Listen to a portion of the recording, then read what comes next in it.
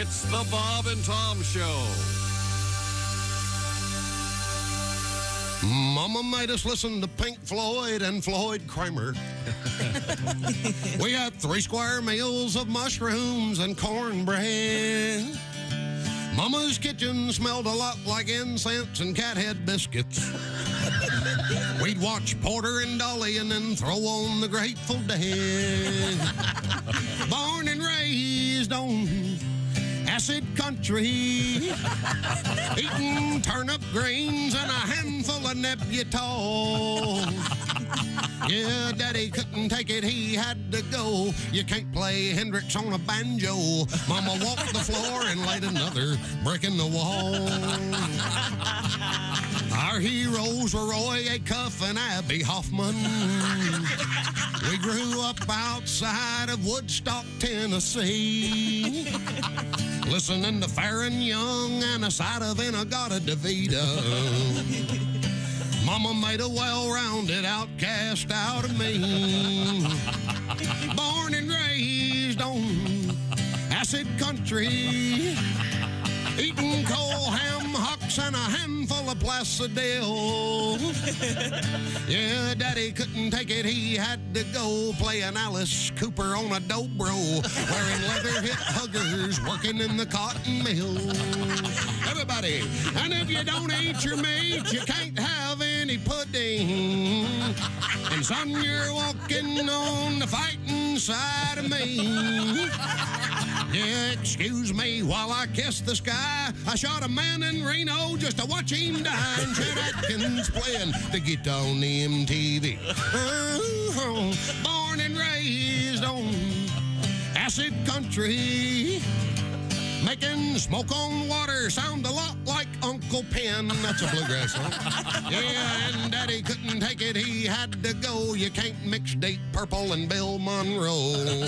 Roll, roll, roll, hit it.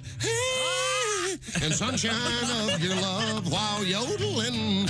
Oh, yodel lady, lady, lady. Fabulous Tim Wilson. Hello, good morning. It's the Bob and Tom Show. Christy Lee. Yo. At the Silac News Desk. Pat Godwin in the performance room. Hey, chick. There's Willie Griswold. Good morning. There's Josh Arnold. Hello. Ace Cosby's here. Hey. I'm Chick McGee, and the Bob and Tom Show starts now. We made it. What do you think? I feel like I'm still driving. I looked at Christy this morning, and all I saw was a flight attendant. I mean, she... Okay, I get that. A lot of planes for me over the weekend, but yeah, and you're kind of dressed like a flight attendant. How was your weekend? Wonderful, fabulous. Good. Absolutely great. Good. You do look like a flight attendant with that outfit on. Coffee, tea, or... Me? Well, now, Josh, you know they have coffee on the TWA Airlines. That's right. The TWA coffee. That's right. And then the soft drinks, TWA soft drinks. Tom, I have a question. Oh, yeah. Step all over this, Ace. Was there any... So much for that fun. Yeah. she just stopped right in the middle. You really did not get to the punchline. Yeah, well, hang on a second. This is something about we talked about 8 weeks ago. You blew it because you can't go TW. That's the way I tell jokes. TWA soft drink. Make room for Ace, though. He's right. It's horrible. Anyway, was anything in the cooler on the way back? Anything in the See? Incredibly wrong. Jesus Christ. No, the cooler was empty. I didn't have time to stock it. Now, and that was a mistake because Godwin and I left at 4 a.m., and we didn't find a Starbucks for 5 hours. That was a huge issue, yeah. There was a Starbucks a half hour away. There was a Starbucks. Yeah, not open at 4. Oh, because it was hiding in the grocery Saturday morning. So many other places to get coffee. Yeah, I know. Yeah. That's true. I got on the Speedway. He said it was too thin. Coffee was too It was a really elaborate Rube Goldberg, that particular Speedway. I think the attendant may have been Here we go. responsible for the Yeah, there seemed to be a thin coffee. I'm not sure he. Wild speculation. Here we come. Well, I spoke to him. I think full deck would not be necessarily used. just a working guy out in the fields. It's 4 o'clock in the morning. Following several the old night. serious head injuries. The point is, now, no, you were talking about you start. I give up. Christy looks like a flight attendant, you see. And what airline did she fly for? TWA, Trans World Airlines. It's, the old TWA. Yeah, you better explain to Willie that used to be an airline, TWA. That's right. Yeah. Now, they were famous for their... No, I'm not doing it. For their because sexy... he's going to ask another question. I'm not doing for it. their sexy stewardesses. I'll talk to you, Josh. Yeah, there you go. And so they would... Josh is the consummate joke teller. Talk to him. Yes. Josh, they would... they had beverage options, of course. Sure. And and they were primarily ladies, if not all ladies back then. Yeah. There weren't any male... You mean stews? Yeah. Stewardesses. St. Louis was like the TWA hub. They were. And there was actually a famous bestseller called Coffee, Tea, or Me. Yes. Yes, I'm aware. Didn't that turn out to have been written by a man, and the whole thing was a fraud? I don't know, but the where a chick was going was you had your options of what you wanted to drink. Oh, no, I knew exactly, yeah. And you could get the, I'll tell Ace then, you could get the TWA coffee or the TWA tea. That's a slang term on the street for the front naughty, you see, Josh. Possibly it was. Wasn't even worth it, as it turns out. Yeah. Thank you for teaching. There was the, sorry. I tried to rescue it, but it failed. In any event, we're back. We had a great time in Iowa. Thanks to everybody there. We did a morning show there Friday morning, and then we had a comedy show Friday night. And under the stars, but the stars weren't out until about halfway through Godwin's show. Tom was fretting and pacing backstage about how bright it still was. People hate daylight at shows, but then when it got dark, Tom ate a bug, and it was the best. It was the best moment of my life. I didn't eat a bug. I at full force went. I was running on stage and went right down my throat. Yeah. Inhale the whole thing. I did. That's no joke. Amazing. You swallow it? The best thing I've ever seen. Oh, yeah. I mean, it was... Did you develop a taste for bugs? Some do. And then I thought at first, the stage was a beautiful outdoor area. The stage was right next to this lake. And at first I thought it was the sound of cicadas when it got dark. And then I realized they were frogs. Oh. Did you hear them, Pat? Oh, yeah, they were very loud, yeah. Yeah, I had to make a comment. Right there on the banks of the lake. Yeah, but it was a great show. That was the mighty Radar O'Reilly Lake. Did you catch any fish, Josh? Yeah. Oscar and I pulled about 8 bass out of there. Oh, nice. So fun. Nice. Throw them back in, or? Yeah, of course. Oh, okay. Yeah, right away. I don't know. You could have. I think they still cooler. die? You could have. What's that? You think the fish still died anyway? No. No kidding. We were all, everything was humane. Everything's fine. Now, is this the fisherman's, they like being hooked every now and then. It wakes them up.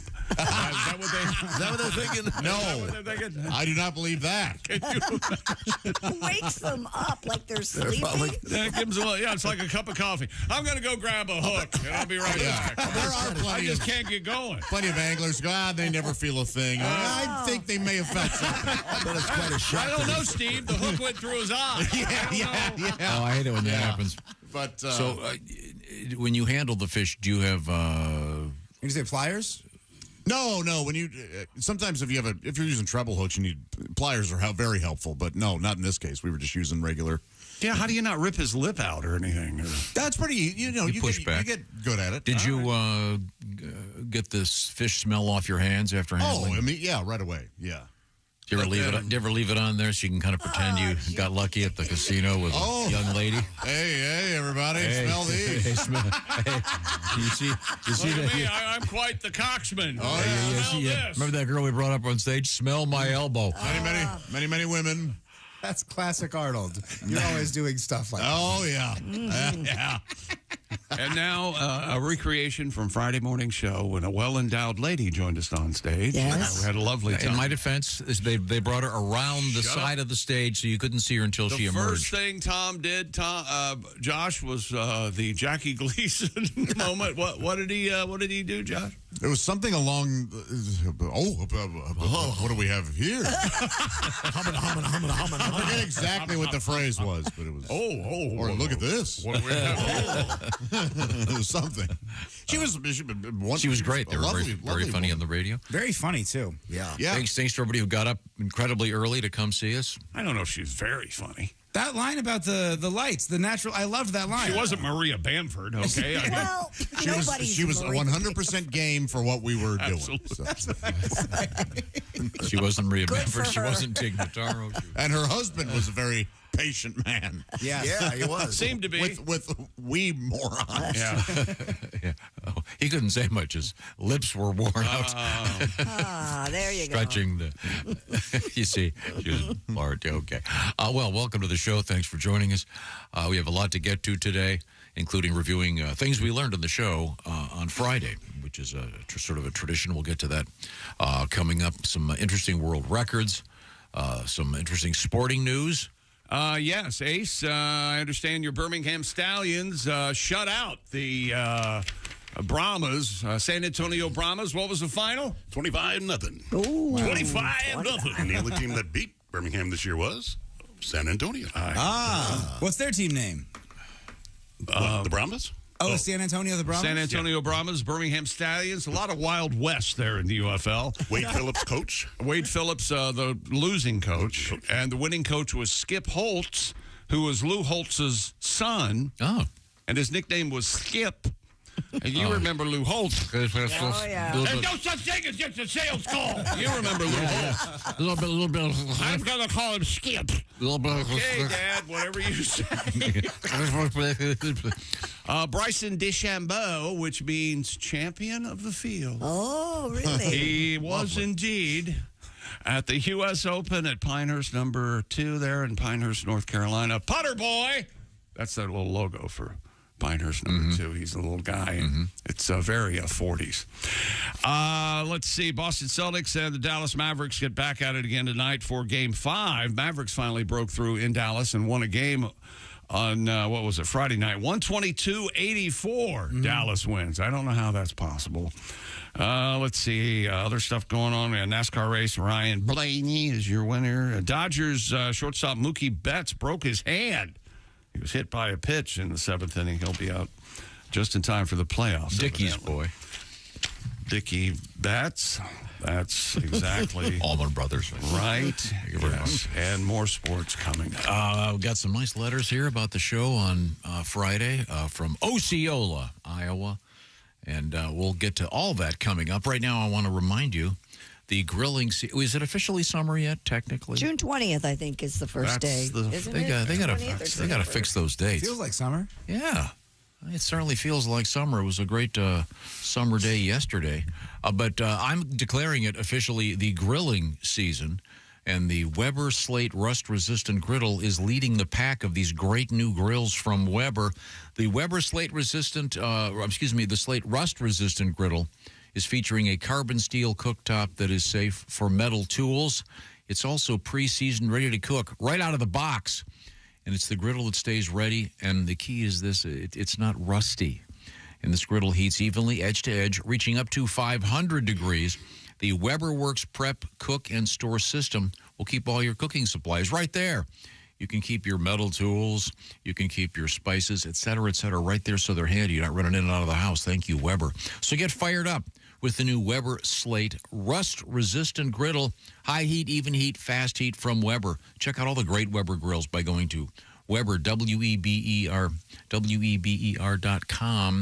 I got a nice letter from a guy. I've gotten several of these people who have their Weber kettle grills. They've had them for dozens of years. They're classics. And Weber's really stepped up with some cool new stuff. So check it out, Weber.com. Tell them the Bob and Tom Show sent you. When we come back, we have many exciting things in the news, including update from the world of marijuana, folks hanging upside down on a thrill ride, and camels loose at an amusement park. This is the Bob and Tom Show. Comedian Mickey.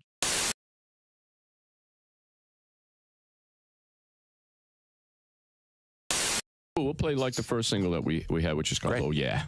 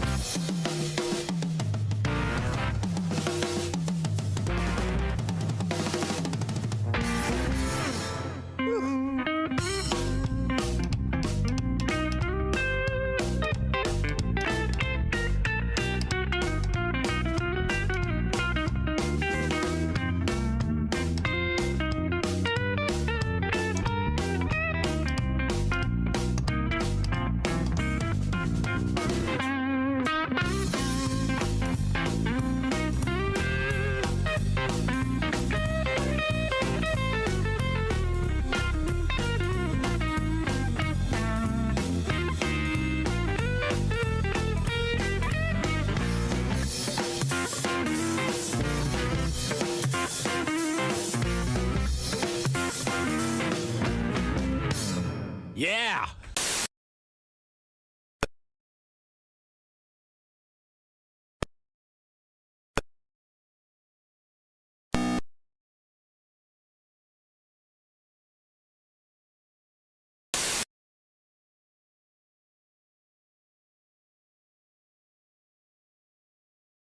Radio all day and all night. Some like Bud, some like Schlitz, but for me, it's Bob and Tom Radio. Essential morning radio. All day and all night. You might as well shoot me when the beer runs out. Bob and Tom Radio. Paul Gilmartin is here with us, world traveler. You guys ever been to the Deep South? How deep? Mississippi, Louisiana, Yes. Alabama. Those are the three, the trio. I always have trouble adjusting to the accents when I get down there. I get these real stoic Southern guys. I go to check into the hotel, get one of these. Yo, what? I said, yo, got a reservation. You know, you can move your lips. Guy's like a syllable away from being a Geiger counter. Oh, look, we found a noun. I got a counterfeit $100 bill when I was in Louisiana. You did? Yeah, and I should have known, too, because I looked real close, and it was spelled 100. I don't recall any president ever wearing a tank top.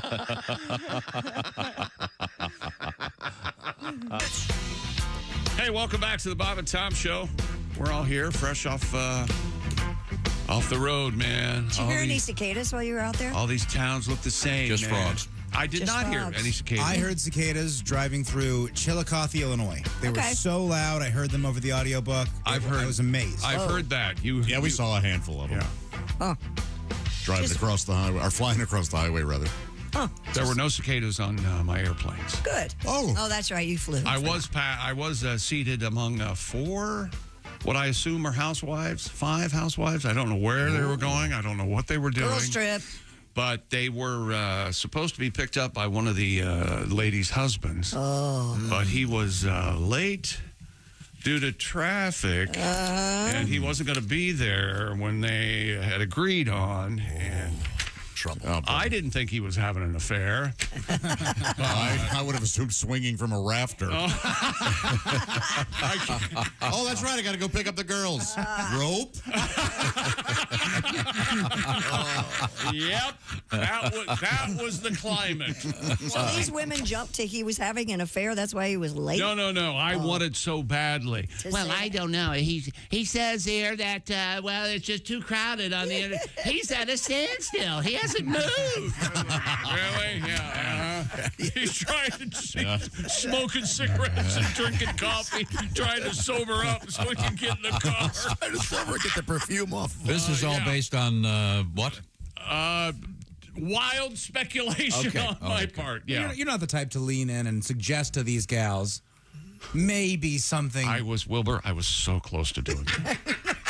Because I was in second row, they were in the first row, and across the aisle in the second row. So in front of me and on my left. Oh, and they're talking across the aisle? They're talking across the aisle. Do you have any more of those gummy bears? Well, I do. Here we hang on a second. Oh, wait a minute. They're in the overhead. Excuse me, can we get the overhead? Is that okay? Well, the plane's taxiing. I don't think. At any time mid-flight, did you consider just standing up, opening the plane door, and stepping out? Yes, I did. You guys, excuse me, lady. And you didn't want to drive. Right. See, that's the advantage of driving. Oh, the steward, the flight attendant. Yes. Sorry, El. I'm putting my bag in the overhead, and it's a roller, a carry-on, a little tiny one, and I put it up there, and she looks at me. The flight attendant goes, "Can you help me push this up?" And I go, "What?" She goes, "Help me put my bag." Sure, absolutely. And she goes, "Well, push it harder." And I go, "I'm sorry, ma'am. It's my first day. I'm trying to get up to speed. I've been filling out my forms, my insurance." Isn't that sort of job one? being able to push shut something, that door thing shut up. the door. Yeah. On my back, you're out. That's what a good supervisor would say. But I thought of you, Tom, because when I said it's my first day, I'm sorry, big laughs from like 3 rows. And from her? No, not from her. Business. Sour. You actually said that. And yes. Oh, you nailed it, chick. I'm sorry. You're the funniest guy in all that. Oh, yeah. It was nice. Were the gals? Were they drinking? Were they drinking on the plane? No, they were not drinking. I was going to guess. Not drinking on the plane. What a bummer. No. Would have calmed it down a little bit, maybe. Probably. Would have made them louder. Who knows? They like their gummy bears, though. And I don't think they were with. No, I don't think so. They weren't the good kind. Not the good plain old Haribos. I mean, they were just plain gummy bears? Yeah. Yeah. Give me more of those. They're delightful. And I would say Haribo's still pretty good. They don't get you stoned, but gummy bears still rock. Yeah, people do eat gummy bears that aren't THC infused. Yeah, they do. They're out there, Tom. Okay. All right. Well, we have THC in the news coming up. Don't you mean TLC? The band? No, we actually have THC in the news. Oh, okay. No, we have THC. I'm sorry. Let's find out what we learned on the show on Friday. I would play my intro, but I got behind on my payments for my button bar, and they came and took it back. I saw them in their uniforms. Repoed it. We opened the show Friday morning from Osceola, Iowa at the Lakeside Casino with Pissing Outside. Yeah, you did. That was lovely. And a tribute to Tom, forcing us to watch him as he pissed outside. Didn't have to watch. I was just, while you were facing us. Zero choice, really. The day before, it wasn't like I did it at the casino. Thanks again to the Sons of Gladys Kravitz. They were delightful. Great band. Mm-hmm. Wonderful music. Tom and Pat missed 3 exits on their road trip to Iowa. It was Pat's fault and not too damn bad because Pat was navigating. Wait a minute. You didn't use your GPS? Yes, but Tom's not a didn't look at GPS it. guy. I had it in my hand the whole way. We missed 34 was kind of tricky. Lewis and Clark over here. So we took 80, 74 back, and it was a lot easier. Except, and by the way, Tom's a badass. He was speeding. He's going 80.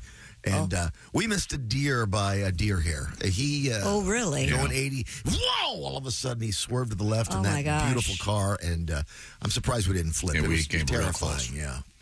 If you guys had been Lewis and Clark, we would own property in Canada, I think. It's funnier than you think. It would have been the Alberta Purchase. The Sunshine Boys driving out there. Louisiana. No, on the way there, yeah, you got to, when you use the GPS, you got to have the volume on.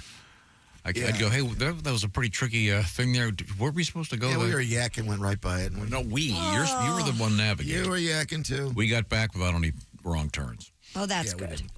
It was easier going back. No, we had a very good time. Huh. How long did it take you? Well, they didn't. You 8 told hours me on you the didn't nose. listen. You didn't listen to an audiobook at all, did you? For an hour or two. You were talking. We listened to Michael McDonald a little bit. Traded horror stories about our lives. Radio, rock and roll, you know. Yeah. Ladies, Yeah. divorces. Oh, yeah. Kids. Josh did some fishing. We were at a lakeside casino, and there was indeed a lake, and you and Jeff Oskey caught 8 fish total. Is that right? Yeah, we had a nice time. And ripped the hooks right out. Oh, of we were ripping fish's lips, as they face. say. Yes, I was in the casino and lost $37,000. Whoa. You'll get it back. Ripping lips sounds like, good Like great, making out? Yeah, a great night in the sack. Oh, boy. I'll tell you what. I wrecked that thing. Whoa. We were ripping lips. Oh, I see what you're saying. Oh, I wasn't. Oh. I was ripping lips. Ripping lips. Ooh. No, the activity is so.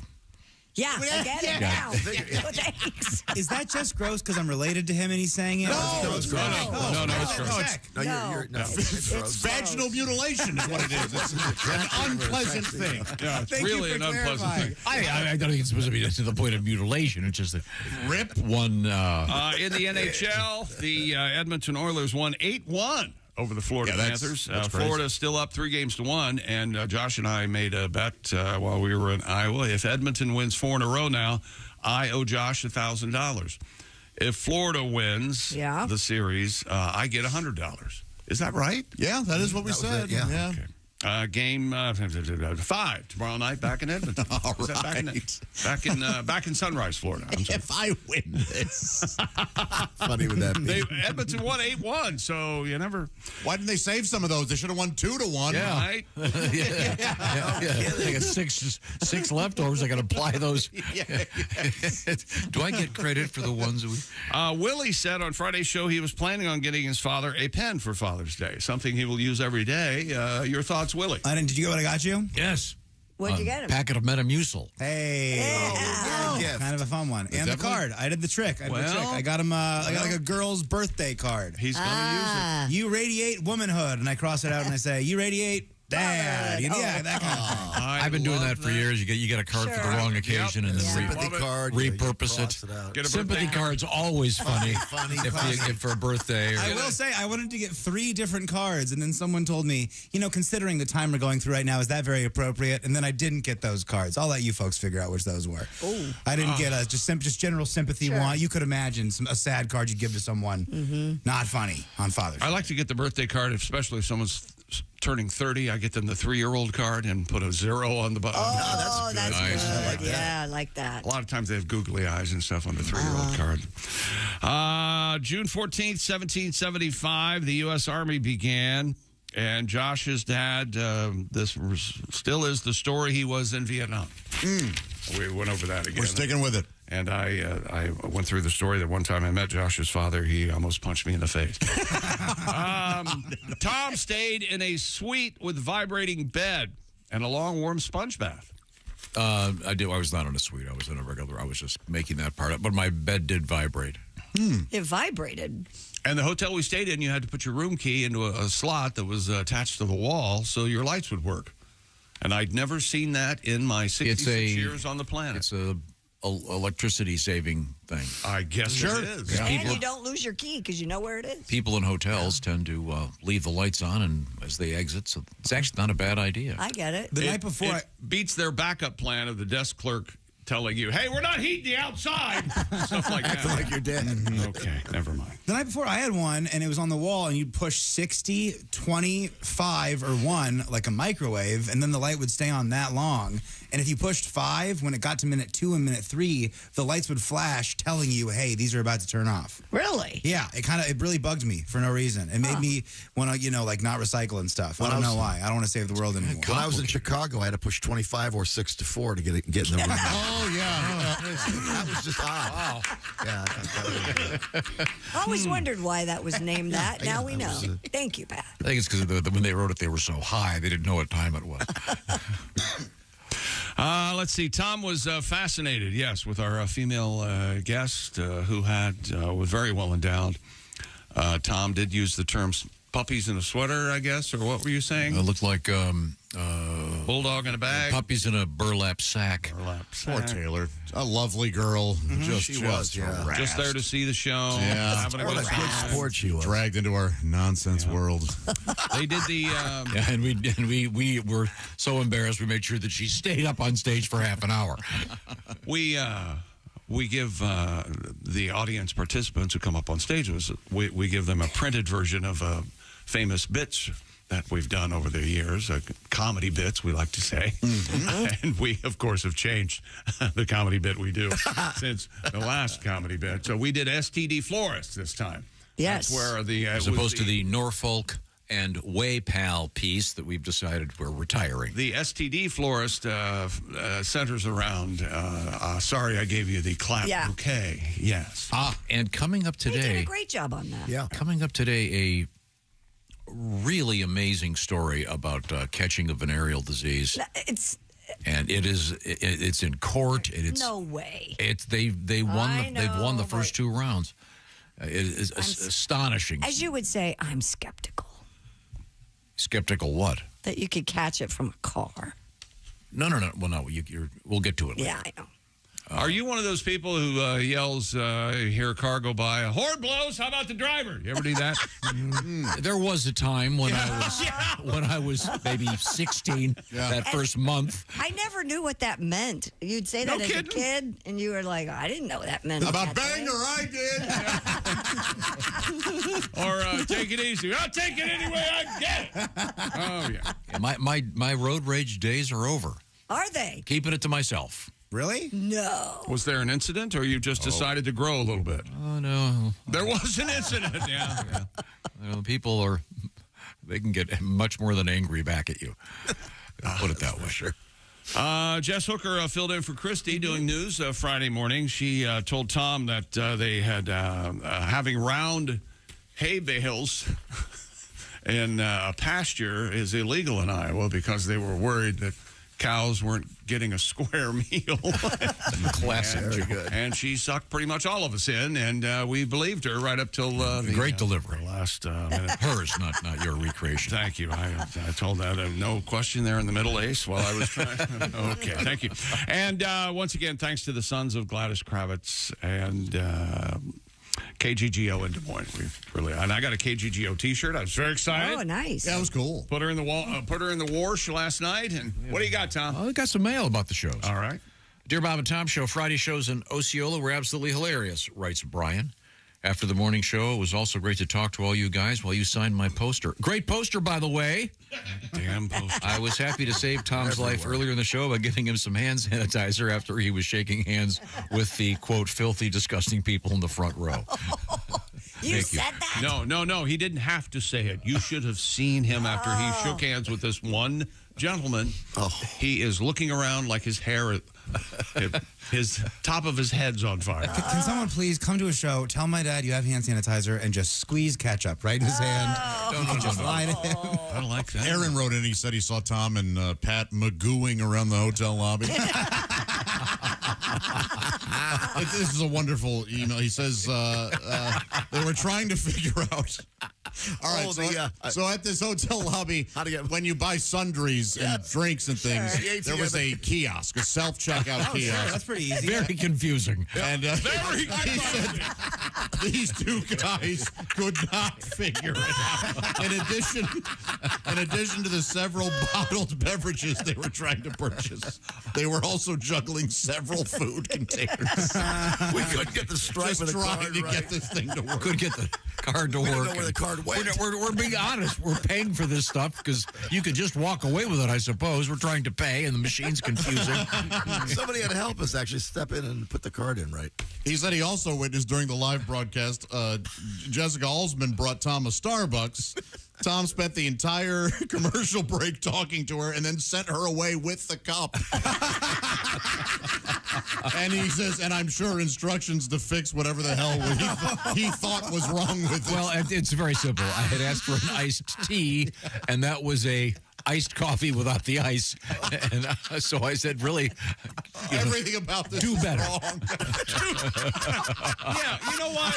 Yeah, do better. Put that on your mirror. It's a simple Affirmation order. in the morning. If you order a hamburger, they give you a hot dog, Right. Things are wrong. Yes. Oh, God. Well, we have some Tom Speak coming up. All kinds of stuff coming up. I heard some good Tom speak in the casino. Guy came up to me, he said, hey, my daughter used some Tom Speak. She wanted, for breakfast, she really wanted pancake bread. Oh. Yeah. She wanted French toast. Oh. Yeah. That's a good one. That's a pancake bread. More sports coming up, including Tom Brady makes his broadcasting debut. Kinda, sorta. We'll talk about it. And if you plan on being away from home more this summer, we just got off the road. Yeah. That's why you need to check out Simply Safe, the do-it-yourself, design it yourself home security system. Simply Safe Advanced Home Security to put you first. It helps keep the compound safe every day with a multi-camera shoot, allowing me, in my case, to keep an eye on things and check on my lady dogs. Simply Safe offers 24/7 monitoring, accessible to everyone with low upfront costs and monitoring plans at less than $1 a day. You can install the system yourself, or you can have a pro do it. No contract, and comes with a 60-day money-back guarantee. And by partnering with Simply Safe, I finally got real peace of mind, and we want you to have it too. You can get an exclusive 20% off any new Simply Safe system when you sign up for Fast Protect monitoring. Just visit simplysafetom.com. Remember, they've got high-def cameras inside and out. That's simplysafe.com. simplysafe.com. There's no safe like Simply Safe. And things we learned on the Friday show brought to you by Weber. Fill the grill and fire up the party with Weber. Smoke, roast, sear on the same grill. Get fired up with the Weber Searwood Pellet Grill. Check out all the cool stuff at Weber.com. Coming right back, this is the Bob and Tom Show. Thanks for listening to the Bob and Tom Show this morning.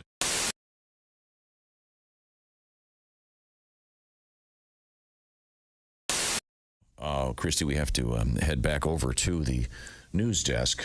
All right. Oh, my. What? Hello, Bob and Tom Show. Hey, Bob and Tom, it's Donnie Baker. Hey, Donnie. Hey, spoiler alert. What? It's hot as Hades where I'm at. Really? Swear to God. You mean Hades? Check local listings. Ain't that what you always say, Tom? Yeah, depending. It's pretty hot almost everywhere. Stuffy dick.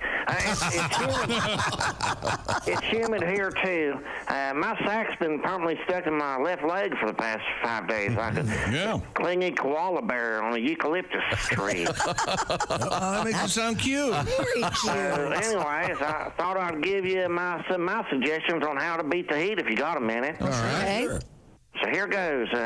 Hey, sun seekers and lazy tweakers, it's time now for the top 5 ways to beat the heat with your host, Donnie Baker. Ladies first, I'll say it like this. You ladies have home field advantage on this one. Yeah? I'll call it cooling from the core. There's a reason why popsicles are shaped the way they are, Christy. Yeah? Think about it. Oh, or unless you're Angel Skinner's, popsicle ain't going to quite cut it. No. For her, it's going to take a 12-pack of dilly bars or a mid-sized Yeti. Swear to God. Hey, Josh, you heard the old hot dog down the hallway. Sure, yeah. Well, with Angel Skinner's, hot dogs could pole vault in it. Sit right to her face. Yeah, all caps and Helveticas. Number 2 ways to stay cool in the heat. Go naked skinny dipping. Oh. Ain't nothing going to cool you off quicker than naked skinny dipping. But see, I always personally choose to go skinny dipping in pools. I never go naked in retention ponds, lakes, rivers, or retention streams. Yeah. Why is that? Anywhere there's creatures that might go noodling up my sphincter, I'm out. Plus, I don't want some snapping turtle or largemouth bass confusing my junk for a meaty sea snake or a eclectic eel or something. Electric eel. Third and foremost, any gender. Eat lots of spicy foods like jalapenos. Wash them down with shots of Fireball. Oh. Well, think about it. That way the heat from the outside and the inside cancels the worst of each other out. Oh, I see. Sort of like Dolly Parton's and Kenny Rogers tape. Remember that tape? Both of them suck, but when you put them together, they gave us Islands in the Stream. Oh, nice song. I like that song. Oh, by the way, that song was playing in Heather Larson's Chevette the first time I got to second base. Oh, wow. Swear to God. Have you guys seen Heather now? No, I haven't seen her. Well, she's on Facebook. Is she? She's got more babies than an unemployed possum. And to this day, I can't hear that tape without chubbing up. You love that song, do you? Speaking of chubbing up, the best way to beat the heat, keep your mind off of it. Yeah. True.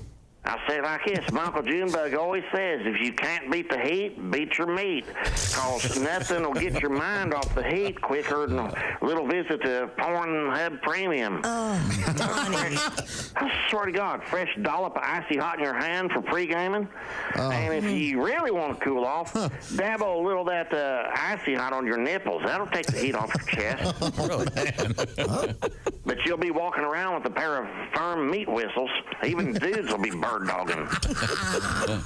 Hey, Christy. Yes. And we can rub them together. I'm still chubbing over Heather. Lovely. So when Donnie hears Islands in the Sun. Oh, in the stream, yeah. he thinks of Heather Larson and chubs up. Who knew? It's so romantic. That's our song, Heather. Well, thank you, Donnie. Very, very informative. I don't think any of those things would work to beat the heat. Good thing they don't play it much. You don't hear that much anymore. No, you don't. Yeah, I've successfully avoided that for quite a while. It's a rough song. Love song. I love that song. You do, really? I think it's so fun. Are you out of your mind? I don't think I don't think I can work with you anymore.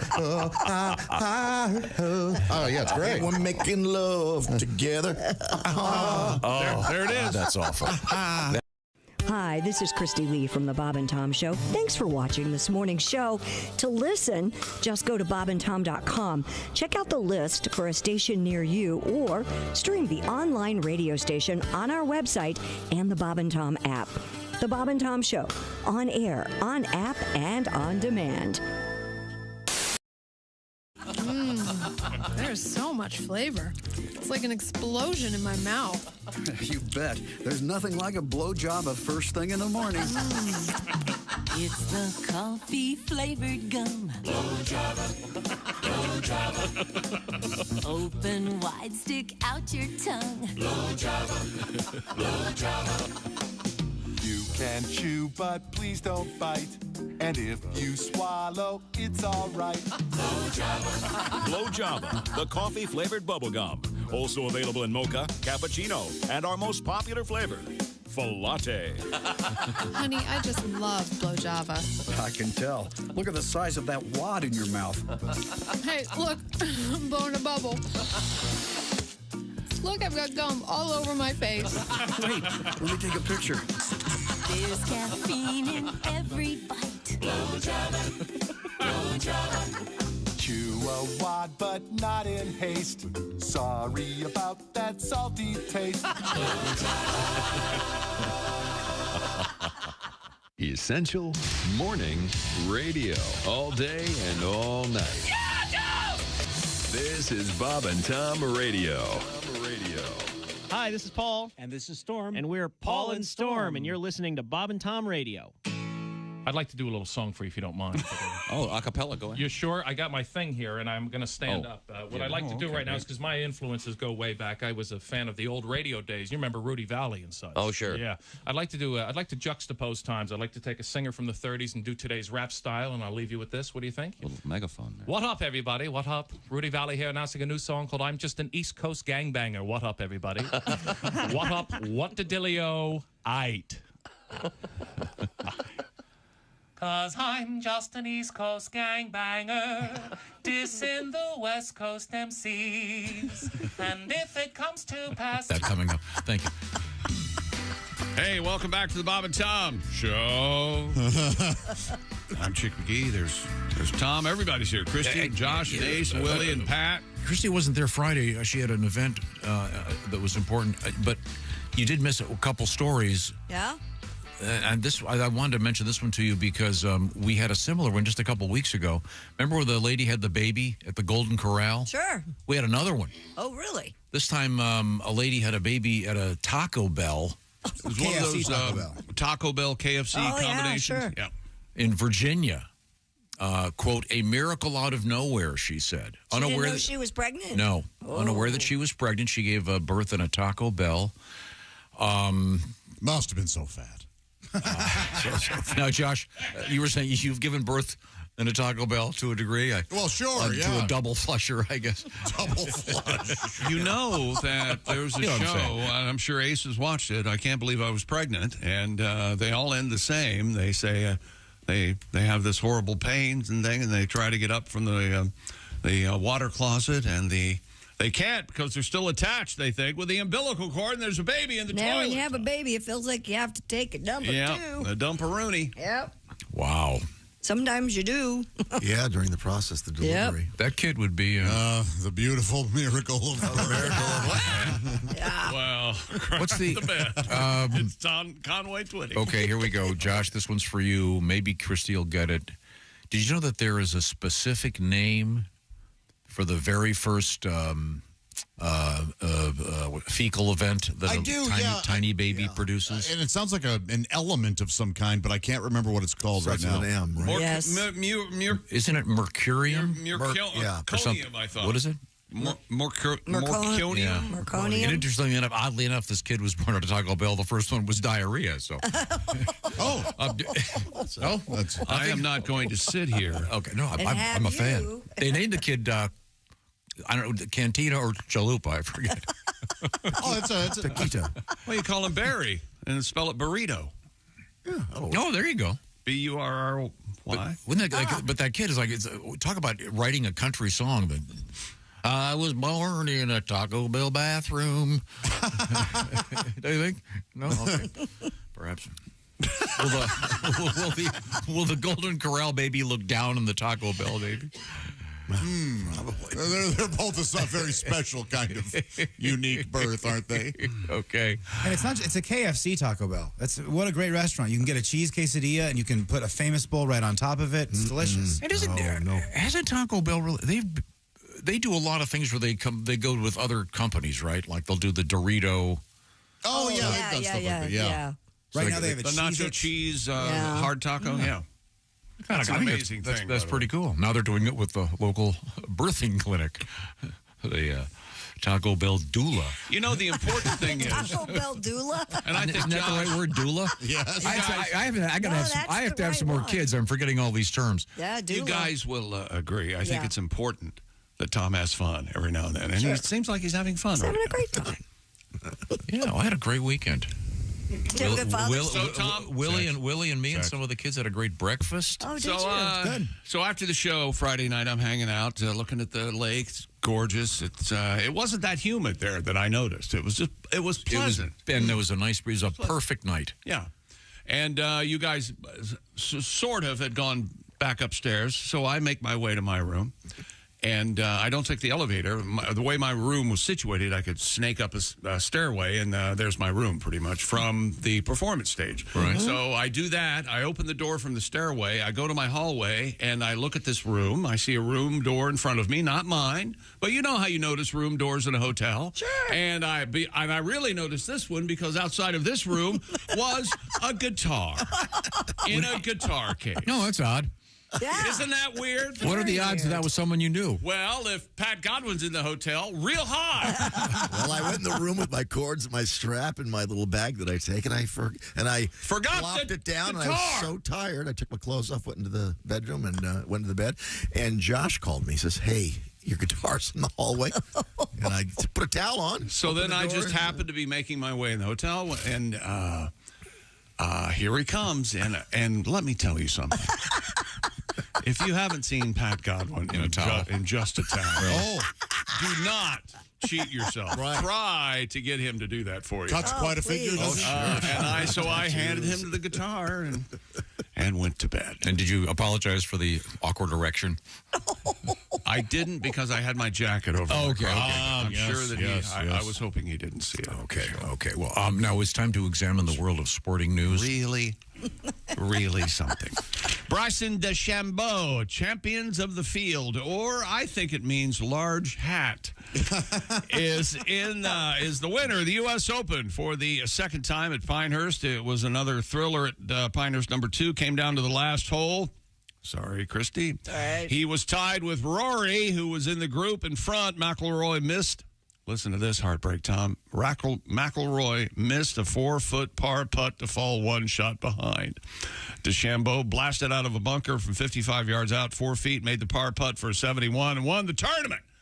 And Rory, uncharacteristically, at the end of the tournament, they had live coverage in high definition of him stomping away, getting into his U.S. Open courtesy Lexus, and peeling away from the golf course. No media interviews. He was very upset. Justified with himself, yeah. He's just lost the U.S. Open. He choked. Yeah, he didn't want to talk to. That's the other guy gets out of a bunker and gets that close. Yep. Yeah. Oh God, nice shooting, Tex.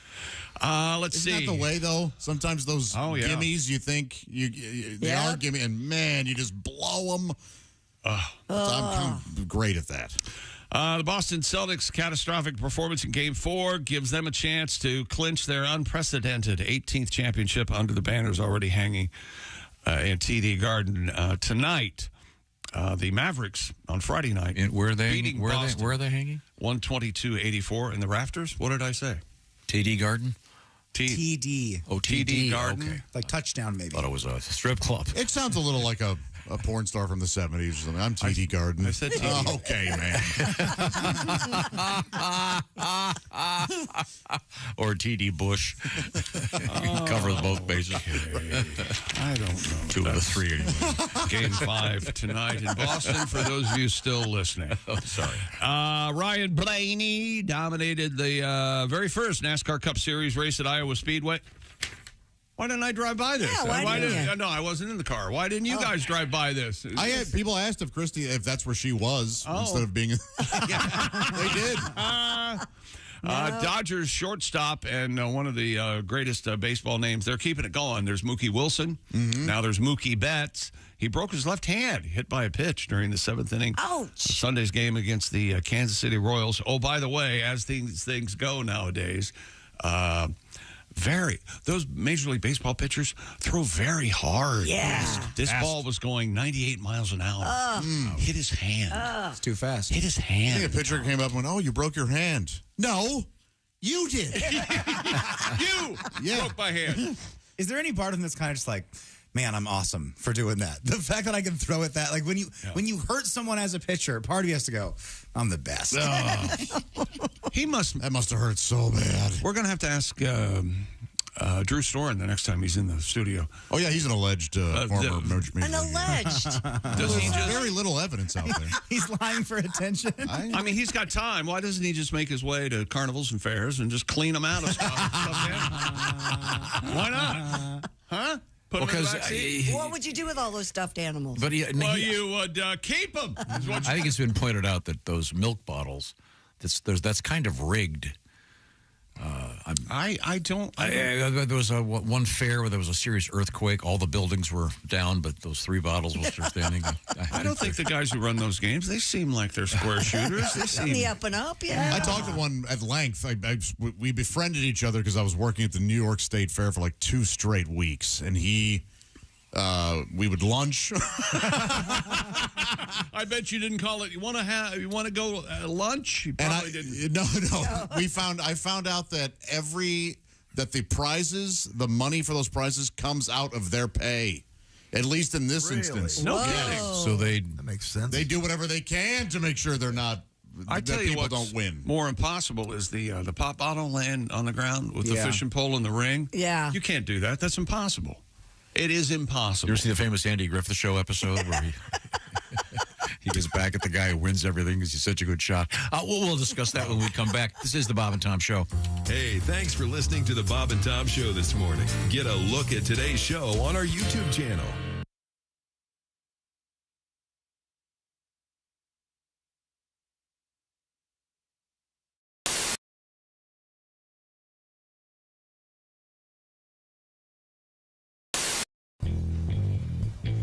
A look at their car is perhaps the best way to introduce the uninitiated to WFBQ Radio's morning team, Bob and Tom. The pink and camouflage junker features 3 hood ornaments, a bowling trophy, the hind quarter of a horse, and a jar of tartar sauce that will have to be explained elsewhere. 295 Night Ranger when you close your eyes. It's 8:42. You're with Bob and Tom on a 2 for Tuesday. Good morning. Howdy. Great. Holmes. Sherlock. Let's play word association. Okay. Howdy. Holmes. Sherlock. Holmes. John C. With Bob and Tom. Holmes. The human tripod. I see. Okay, I'm sorry, Bob. That's all right. From 6 a.m. and for the next 4 hours, Bob Kavoyan and Tom Griswold fill the airwaves with jokes and pranks that range from silly to hilarious and from bawdy to sick. Why is sex like air? Why is sex like air? I give up, Bob. Because it's no big thing unless you're not getting it. They deliver a National Lampoon sort of humor that leaves the audience laughing while wondering how Q95 can broadcast some of the things they say. Half the joke is in your mind. The joke isn't stated outright. The person has to put something into it to get something out of it. Yeah, they're fun and people like them. People enjoy them. They laugh at them. And there's an alternative. You can always change the channel. But people aren't. After 2 years on the air, Bob and Tom have taken Q95's morning show to the top of the volatile morning FM ratings. WFBQ is the 3rd radio station the zany team has worked for. After 6 years together, they've got the routine down pat. Bob runs the audio control board, plays straight man, and provides the program's famous laugh. Amateur phylactics. Amazing concept, I think, and I think it's going to Tom sits on a mound of no notes and papers to provide the program's often quoted jokes and many of its voices. Oh, hello, Mohandas. Hello, Bob. How are you? Oh, I am fine today. Hello, Tom. Hi, Mohandas. You look very good today. Thank you so much, Mohandas. Much of their banter is off the cuff with an occasionally rehearsed punchline off mic during a song. I know the punchline. Only if it makes you late for the ceremony. She's controversial. She's provocative. She's the famous sex therapist, Dr. Ruth Weisboner. Good morning, Dr. Ruth. Good morning, Tom. Good morning, Bob. Good morning, Dr. Their regular spoof on Dr. Ruth Westheimer features some of their more risque humor. Is it wrong to have sex before you're married?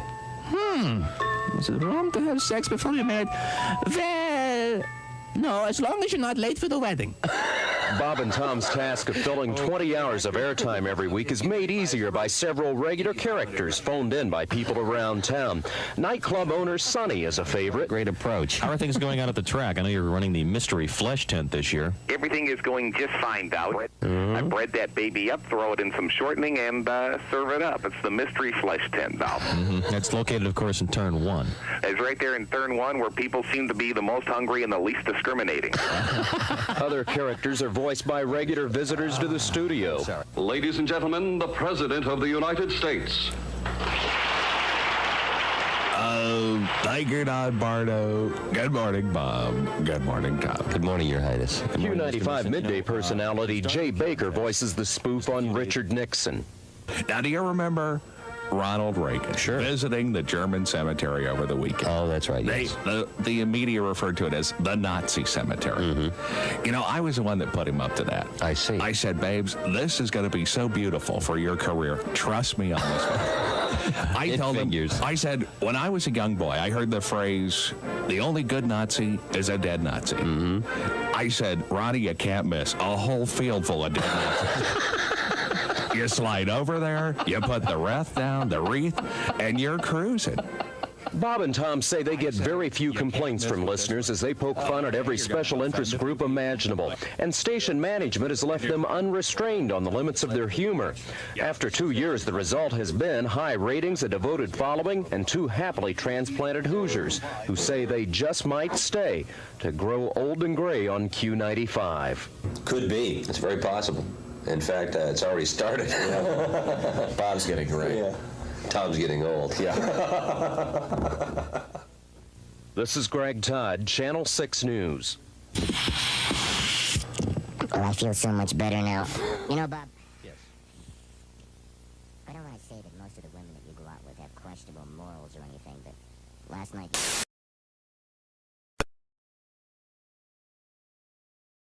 Hey. Scare you in the spirit of Blair Witch Project. Hey. What? Excuse me, scary voice guy. Who the hell are you? Hi, I'm Bob Kavoyan. Paranormal activity? Really? A single camera shot from a bedroom? You all need to hop off the paranormal activity bandwagon and get your ass in line now to see my new movie, Para-Knocker Activity. Want me to keep jumping, Mr. Kavoyan? Yes. But I'm getting all sweaty. Oh, that's okay. That's why we're doing the soapy shower scene in Act 2. Oh, okay. I can't wait. There. So, what do you think? It's okay, I guess. It's not real scary. Does she at least get murdered? No, none of that. Para-Knocker Activity is an uplifting movie. It even has a happy ending. Watch. She's going to need another shower. Good idea. Everybody back in the bathroom. Set those puppies up and roll film. Hi, this is Mike McRae, and you're listening to Bob and Tom Radio.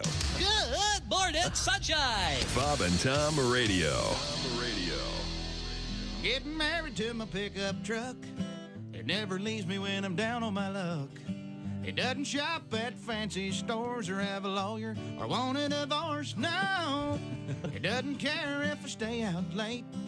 It doesn't bitch about the money I make. We'll be together till the end. It won't sleep with my best best friend. I'm gonna get down To the action. Welcome back to the Bob and Tom Show. Christy Lee at the Silac News Desk. There's Pat Godwin in the performance room. Hi, Chick. There's Willie Griswold. Hey, man. There's Josh Arnold. Hi. There's Ace Cosby. Hey. I'm Chick McGee, and the Bob and Tom Show starts now. Here's Tom. I like it. You like that? Yeah, Mr. Pat Godwin and I, he rode with me. Mm-hmm. Never will again. No, you were great. He white-knuckled. One time he did thrust his arms up and grab the dashboard. I was mad once. You were trying to beat a red light, and there was a bridge to the left. It would have been horrible. You would have gone right over the... Like, his car is really fast. You got to get used to horsepower, Pat. Wow, I wasn't used to it. It's the best. It's the terrifying. And good brakes. There was one point I was kind of daydreaming as we were approaching the back of a car very rapidly. Doesn't your car stop automatically? What we all know about Tom, I mean, you got to give him. I mean, it's a wonder he doesn't tailgate 2 or 3 people a month. Yeah, and run right in the back of them. No, I never tailgate.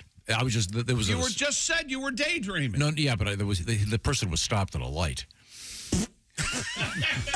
There were a couple. So what didn't you see? There The 4 or 5 intersection, the car, the traffic light. Them coming up fast. I almost died about 5 times. Almost hit a deer. That was close. That was very close. Really close. I know. I was in the airport. I got the text that you guys were. We almost hit a deer. Oh, I'm a deer magnet, apparently. Because, as you know, Pat attracts them. Yeah. Yeah, he does. Man. Once hit 2 in the space of a year. In any event, it's time to move forward here and get back to the sports page. What have you got? Yeah.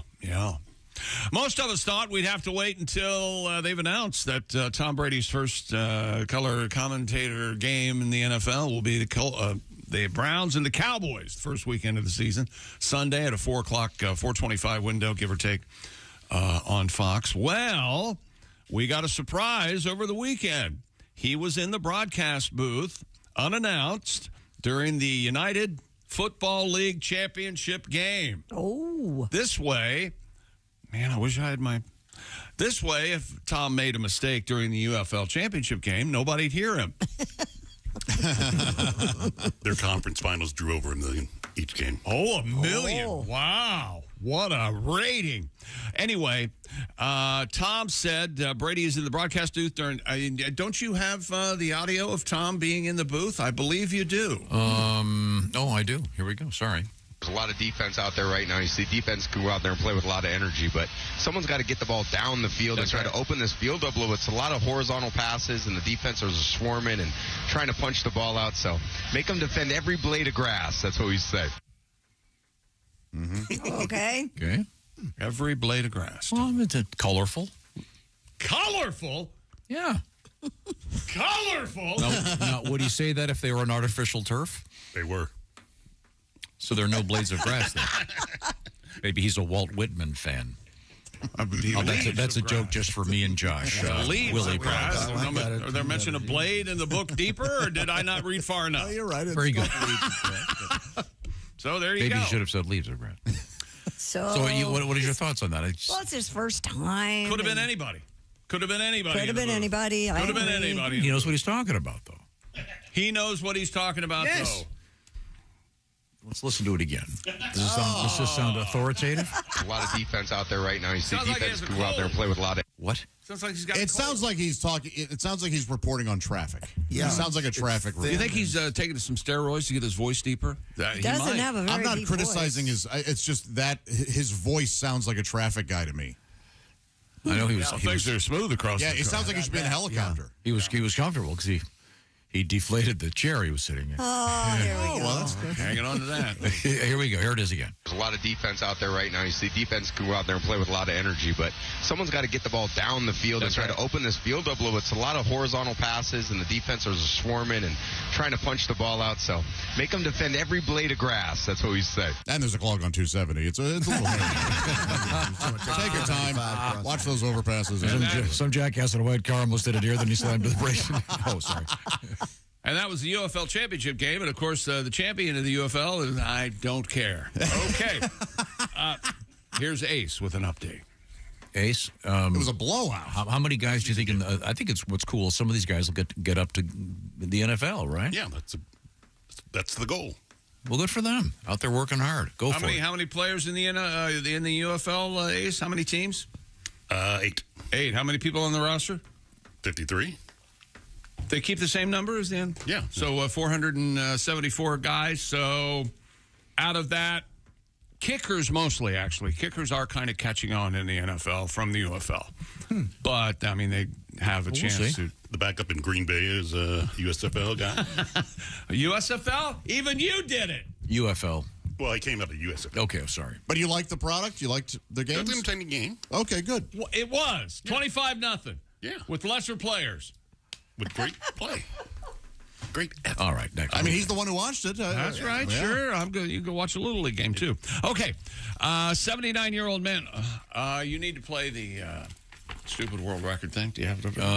Give me a minute. Why didn't you warn me about this? I am now. I thought it would be funny if Hello there. That's not it. That's good See? enough. Instant comedy. Is it marked over here? Keep rolling Lot of on. buttons. Oh, boy. No, they just... Fugitive. They hit it from you so you can keep looking. It's pretty exciting. It's going to take me forever to find it. There's way too many things. A 79-year-old man has broken the Guinness World Record for the longest career as a stuntman. Cool. Oh, that's neat.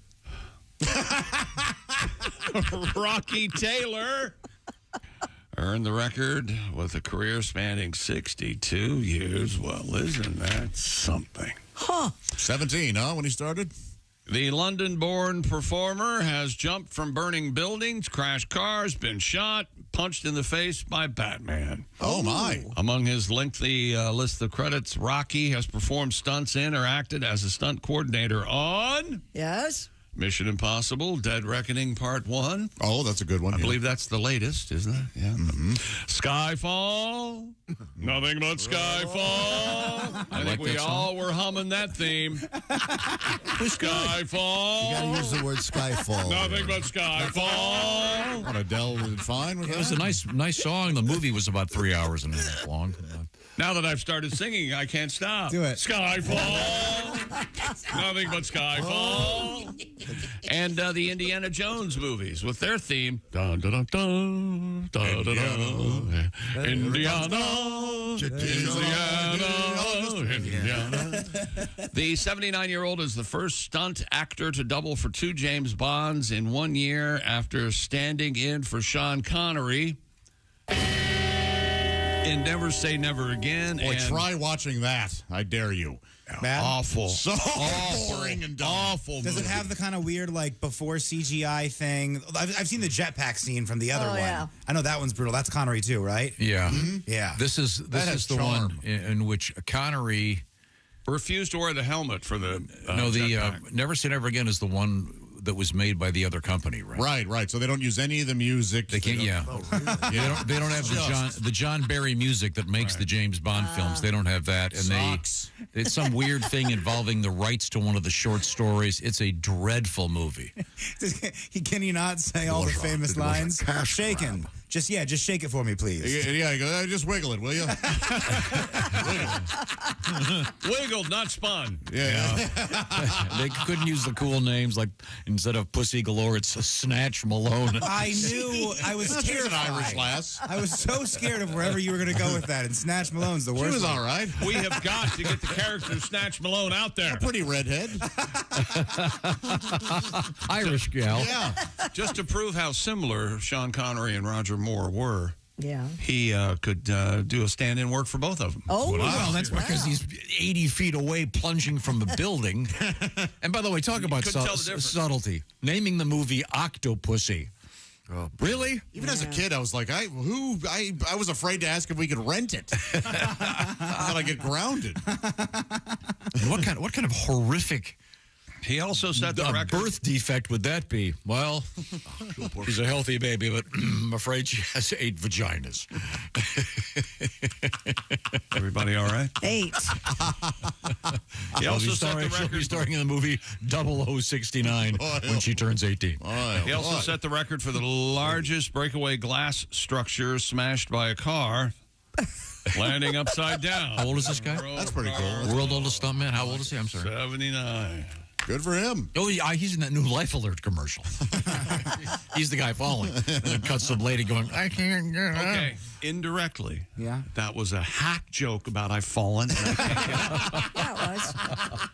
That's exactly And what it's not true. He's currently making, he's the stuntman in the tub safety commercial you see. Ace has something, Tom. The tub opens from the side. I love that. Yes, Ace. I saw that commercial this weekend. Which one? I've fallen and I can't get out. Oh. Well, it's something. Did you hit your head over the weekend? They really have. In these UFL games, they're showing the commercials for the demographic, okay? I feel the same way after the Super Bowl. I'm kind of, I'm not sure which end is up. I'm not. My favorite Super Bowl commercial was the tub with the door. Oh, yeah. Jake Johansson once pointed out, he goes, those tubs with the doors have to be great until you need to empty the bath, and then you're just sitting there as the water empties, shivering. It's got to be so sad. Like, you do have to wait for the water to empty. Well, yeah.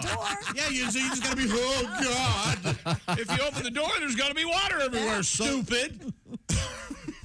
But it is important to have those. If you can climb out of the tub, say that in the commercial. If you can climb out of the tub with the door shut, okay, sorry. It's important to have hand grips and that sort of thing, and maybe have a life alert. So if maybe you have elderly parents, you don't want to find them haven't heard from grandma in a while. Well, I get it.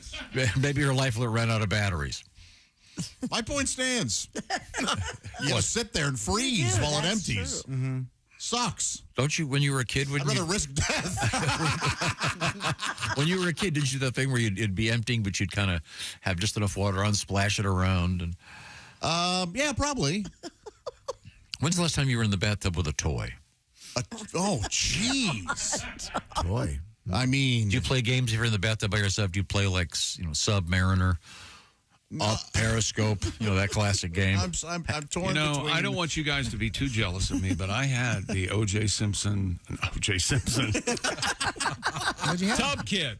Oh, yeah. No, the G.I. Joe. With a knife and a mask. The G.I. Joe underwater sled that never it didn't really work. You were supposed to turn it on and it would dive by itself and then come back up. It never really worked. But, remember the toys that you put those little pills in them or something? The sled had one of those, and as it dissolved, it was supposed to affect the sled. Oh, wow. It didn't work. It didn't work. No. Yeah, what was it? It was Frogman G.I. Joe. Yeah, but it was the white powder from you get for cocaine. Your kitchen. No. Like Alka-Seltzer. Yeah, it was like baking soda, right? Alka-Seltzer. Yeah, it would like. Huh. Yeah. Yeah, the O.J. Simpson one had. I knew you weren't going to let me off the hook. That's the one that had the sharp knife, the bloody shirt, and rubber gloves. That's right.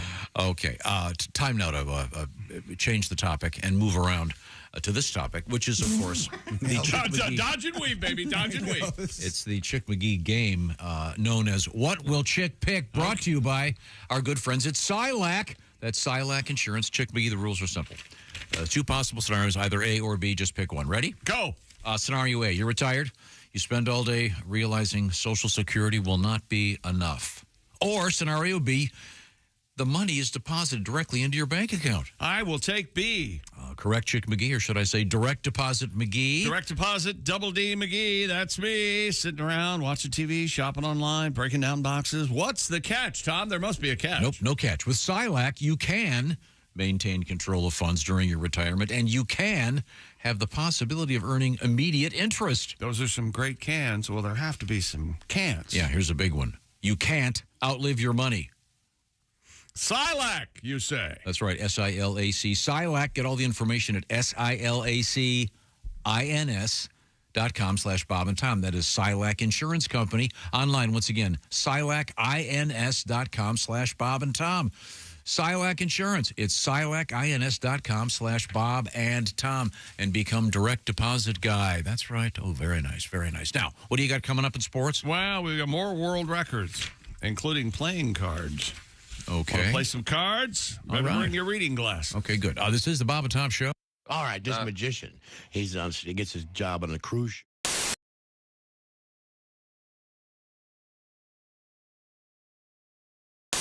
This is what you're getting into. Okay, let's hear it.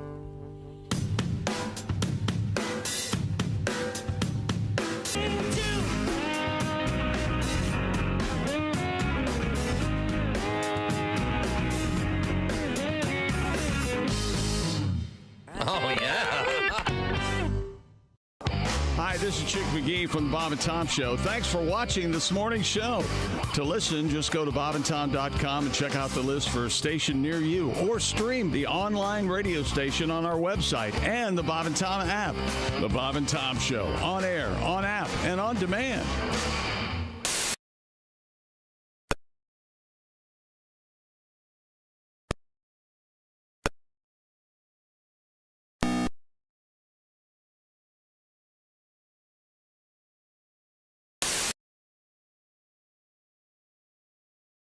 Screw you, cook for yourself.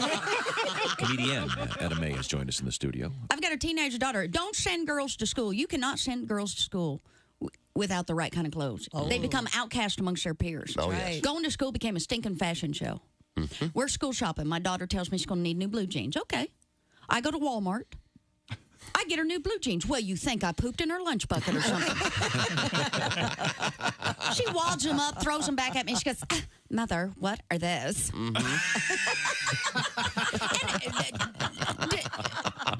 daughters talk like this. Yeah, they and all teenage girls seem to think the sound is a word. Bob and Tom. 5, 4, 3, 2, 1.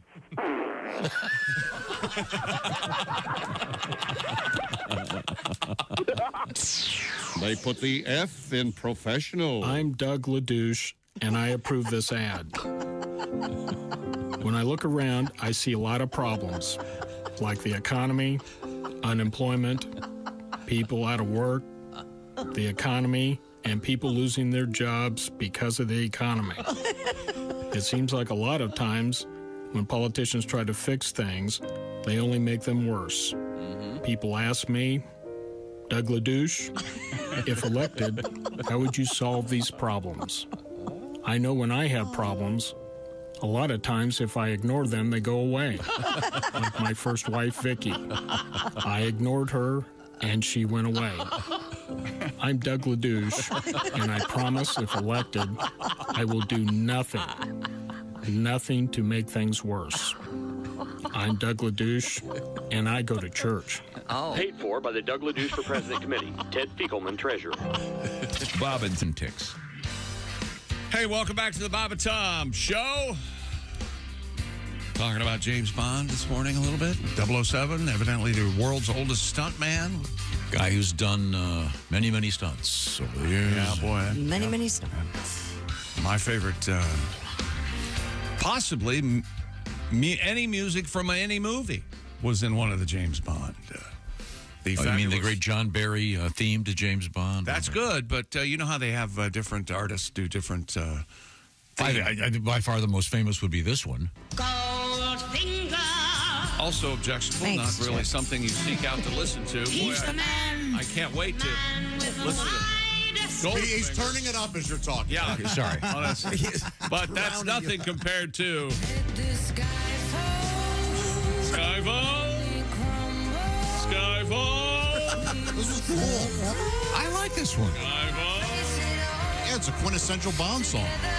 The movie took itself too seriously. She's saying Skyfall again. Will you shut up? Hell of a voice. Oh, yeah. No, Shirley Bassey.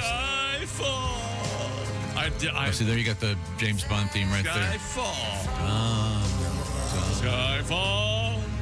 What do you think of the best James Bond ones? I like the Paul McCartney one. You know? Well, I think Live and Let Die. No? I think it begins and ends with A View to a Kill by Duran Duran. That's a turd. You got to go Tom Jones. I beg That your is pardon? pretty good. Which is the Tom Jones? Oh, that's awful Thunderball? too. Awful. That's like awful. Thunderball. That's crazy. He's trying to sound like Shirley Bassey, I think. But it's kind of forced, right? Yeah. Yeah, not like Goldfinger. They're all pretty fun. Chris Cornell has a great one. Didn't Billie Eilish do Chris one? Cornell's, I don't remember that. I think like it. maybe I forget exactly which Gun in one my it is. holster, or License to Kill, or No, later than that. okay. What's the theme to Octopussy? That could be Octopussy. Carly Simon. I don't Was know. that Carly Simon? Maybe. Oh, Heaven Above Me, Spy Who Loved Me. I kind of like that. That was a good one. Yeah. Was there a theme to Octopussy? Oh, there had to be. Yeah. Was it played by an octet, just to be... I took a date to Octopussy. Some legitimacy? You took a date to the movie I had to tell her Octopussy? father what movie we're going to. Oh, really? 1983 or 4, yeah. That didn't go well. Just like James Bond. Oh, yeah, you could have just said the new Bond. Bond. Yeah, I messed up. Where are you taking my And then Daddy would have said, Octopussy? He did. I don't think so. There's a movie called Octopussy. Let's see. The World Is Not Enough by Garbage. I don't remember that one. Yeah, that was good. Diamonds Are Forever. From Russia with Love. Oh, Matt Monroe. Remember Matt Monroe? No. Russia with Love. Alicia Keys, Another Way to Die. I don't remember that one. Make It Last All Night by Rage. Anybody? Yeah, I don't remember that. I don't remember that either. The Pretenders did one. If There Was a Man. None of these have been hits, though. Really. We Have All the Time in the World by Louis Armstrong. You just said, what's your favorite Bond song? Head? Well, no, but I mean, I asked you what your favorite Bond song was. I didn't ask you to read every one that's ever been done. I was trying to jog my memory. Did it work? No. But jogging, not really your thing. No. Yeah, right. Right. Rita Coolidge did. Well, you're out there competing in marathons, I know. Rita Coolidge. Yeah, she did All Time High, which was the Octopussy song. I don't remember. Octopussy. Like that. Say it like that. And you've met Sean Connery, right, Ben? Yeah. He was staying at the hotel that we were at in London, and we were told not to talk to him. He seems like a nice guy. He would spend a month there to get away from his family. He'd drink and read. See? Great guy. Seriously.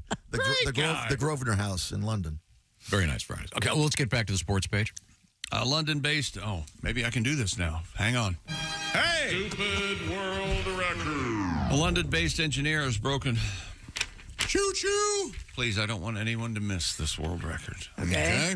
From Tom Griswold Enterprises. A London-based engineer has broken the Guinness World Record for the smallest pack of playing cards.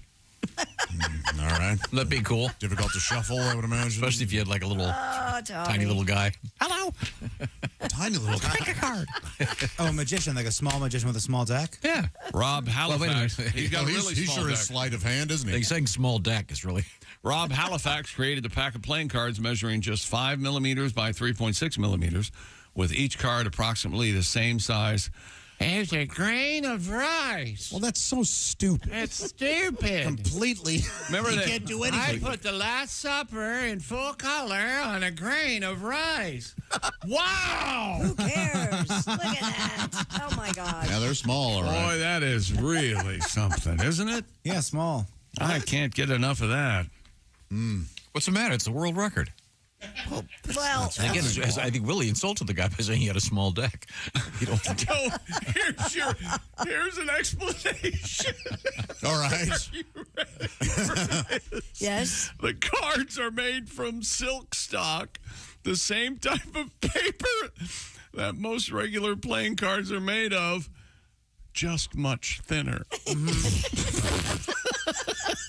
You're saying that's not an adequate explanation? In addition to the 52 playing cards, the deck includes 2 jokers and 2 blank cards, just like a regular deck.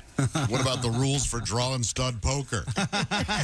No mention of that. No mention at all. It's a world record, though. But you might be more interested in it. Since when? Right. A little tiny. Okay, wouldn't it be like a little teeny little guy? There you go. There's a Lego man holding them. They look like they're full size for a Lego man. It always freaks me out when they have these really small things and they have fingers in the picture. You as see well. this guy that's sticking out of his thumb, and it's tiny, teeny. It looks By like. the way, this is just for us in the room. Where'd they find a Kostaki Lego guy? That is so true. And he's wearing Falcons red as well. Yeah, we have to post that with a. Can you make sure that they put that up with a picture of Kostaki? It's amazing. And he plays poker. Kostaki. Yeah. Are you the one that just said you don't like it when they have little things with a real finger? Yeah. I always look at the shape of the pedicures and nails. There's a very weird Asian thing where they make videos and they cook little miniature meals with their. I can't hardly. Do they eat them? you never see anybody eat them. They're on preparing little these mini tiny sets with little they put like little shoes on their fingers and look like they're walking to get to Bizarre. I am not kidding. How are you not aware of this, Tom? This sounds right up your alley. Real food? Yes, they make like they have tiny little fish, and it's the place where I get my nails done. They show these videos all the time. It is the most bizarre. What country is it from? Vietnam? I want to say I want to say maybe Japan. Really? I don't know. Okay. Interesting. But it's so crazy. They created a lot of internet crazes. Mukbang, just stuffing your face with food videos. They might be Korean. Tentacle porn. What? Tentacle porn. Oh, jeez. What does that mean? Tom, wake up. Be aware, It's exactly what you think it is. Oh, good. No, thank you. You're not joking? But they say there are people that have tails, augmented body modification. Oh, sure. They put a tail under their skin. Looks like a tail. Yeah, the miniature cooking show thing is a big deal. I'll get some videos of it. I wonder if people find it relaxing or something. I don't know. It's crazy. So this anyway, the world's smallest deck of cards. Right back to that, yeah. Well, it's the topic. Very thin cards. not as thin as the toilet paper in this building. I see. Yeah, okay. Yeah, that's why you have to do your nails when you get out of it. Okay. The water quality of the river in Paris, which Tom will pronounce for you now, the Seine, is raising concerns ahead of the upcoming Olympic and Paralympic Games. Well, I hope that's... You can't swim if you're in a wheelchair, can you? Yes, if maybe. But thanks for bringing that up. Yes, if the particular disability that you're dealing with may not affect your ability to swim. The collective. You would obviously shed the chair before going in. They don't belt you into the chair and shove you off the dock and go, good luck. That's the way FDR did it. Not all Olympians are in wheelchairs. Some don't have arms. Well, that's next time someone gives you a story to read, give it to me so I can edit it to avoid this conversation. What's the point? They're important athletes. They're great, inspiring. This is unbelievably tame compared to the crap that's coming out of his mouth. Yeah. The collective Eau de Paris, responsible for collecting data for the city of Paris, published results on Friday morning. High levels of Friday morning, Tom. God, I can't wait till the Olympics are over. Friday morning. I haven't even started yet. I know. Oh, where's my Olympic theme that took 6 months to do? Why don't you want to watch the Olympics? Because they're so boring. No, they're not. No one remembers anything about Did you watch any of the trials last night? Are you kidding me? Was there what, instructional masturbation on HBO? What happened? Why did you miss it? Because anything else was going on in the world. Here we go. Now we got something. Gee, I can't wait to watch who might make the Olympics, something I hate and am not interested in. Results on Friday show high levels still of E. coli. That's poop. Sparking worries. That's the famous Einstein formula, right? E. coli equals MC poop. They're worried. Willie, is there a hip hop artist named MC Poop? I do not think there's an MC Poop, but thank you for asking. Maybe I should become one. Oh. They're worried about fecal contamination in the river that will host events like the marathon swim. Oh, I hope so. Boy. And portions of the triathlons. Despite efforts such as a new retention basin, heavy May rainfall increased the pollution levels. Officials remain optimistic that the water quality will improve with favorable weather. And so is the rain full of E. coli? I don't get it. That's just what it said. I don't know. I've not been to meteorological school, but maybe you could do that and find out and tell us. Is it just stirring up the poop? Could be. Could be. Remember, we talked to the gentleman from the United States swimming team, and he said he was somewhat concerned about his athletes having to swim. This is just some of the events, not all of them. But we know that all Olympic sports don't take place in water, Tom. They're not doing track and field, They're not doing discus, pole vault. You don't pole vault in water, do you? No, you do not. We got our pole vault expert over there. But you land in water, right, Pat? Oh, no. Instead of it rains. I just realized I don't hate the Olympics. I hate him during the Olympics. Oh, yeah. No. Here's the thing. No, and you don't hate him during the Olympics. You're like me. You just hate him. And The Olympics begin July 26th and close August 11th. Very excited. Oops, sorry. Olympics are closed. It'll be fun. It'll be great. And USA better win the most medals or we're going to attack. Yeah, see, that's the thing. These never end in war. They should end in war. The Russians can't play, right? I don't know what... Aren't the Russian athletes, don't they have to do some... They go to They might come up with a faux flag, I think, or whatever. Ukraine, they go with Ukraine. Hey, we're already invading, might as well. It's so weird. Like, hey, can we take a break from killing each other, slinging missiles at each other to play a volleyball match? It is weird. You think we're going to win the most medals this time at the Olympics? Wouldn't you like to talk about Olympic medals and records and things? The medals have a chunk of the Eiffel Tower in them. Yeah. I've heard that, Tom. I think you told me that. Okay, good. It's kind of fun. The record, the most Olympics all-time, most medals for one country was 2,000. Total ever in Olympics, 2,667 medals by the United States of America. Nice. There you go. There you go, Tom. USA. All right. July 26th, that starts. Swimming trials going on right now. Watch them on TV. The swimming trials. Did I say trials? Sorry. When do they drain the pool? I'm composing I've got a new idea. I think it's adorable. What's your idea? That last story you had about the little tiny little playing cards. Yeah. Oh, here we go. I got it. New idea for you. You know the famous dogs playing poker thing? Sure. You could have those dogs, but they'd have to all be like little chihuahuas and toy poodles and stuff. Little teeny little dogs. Little Yorkies. Holding those little. You gotta know. What's coming up in sports? Nothing. United States holds the record for the most medals won by a country at a single Summer Olympic Games. 239 medals won at the 1904 St. Louis Games. There you go. Would you have been amenable to that happening, or does your hatred of the Olympics extend to your hometown? Oh yeah, no, I don't like the Olympic. Well, no, but can't the issue be raised that if you win, your city hosts the Olympics, it's somewhat of a burden? Mm-hmm. Yeah, especially financially. Total pain in the ass for everybody. Incredible pain. They're going to be beautiful. Have you seen the promotional announcements with the Eiffel Tower and the fireworks? They're focusing on the Eiffel Tower. One of the greatest structures in the world. It's unfinished.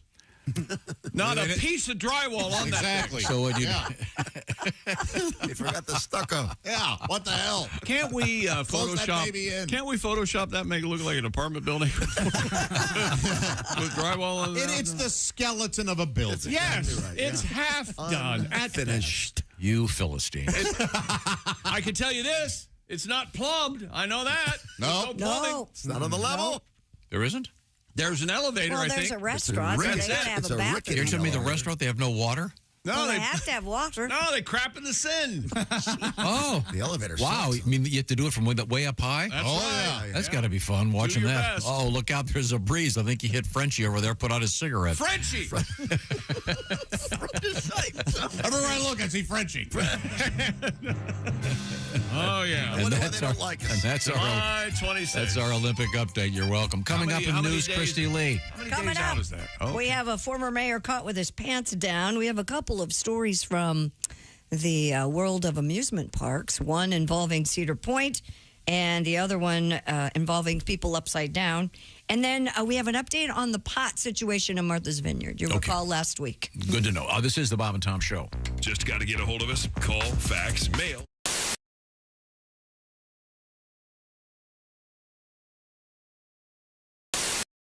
Hey, it's your pal Josh Arnold. You know, every year, rock fans and metalheads from around the world travel to Louisville, Kentucky for one of the biggest and best music festivals on the planet.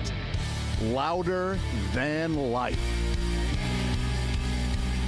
90 bands perform over 4 days, and I knew that I had to join my fellow 160,000 so-called loudmouths for the experience of a lifetime.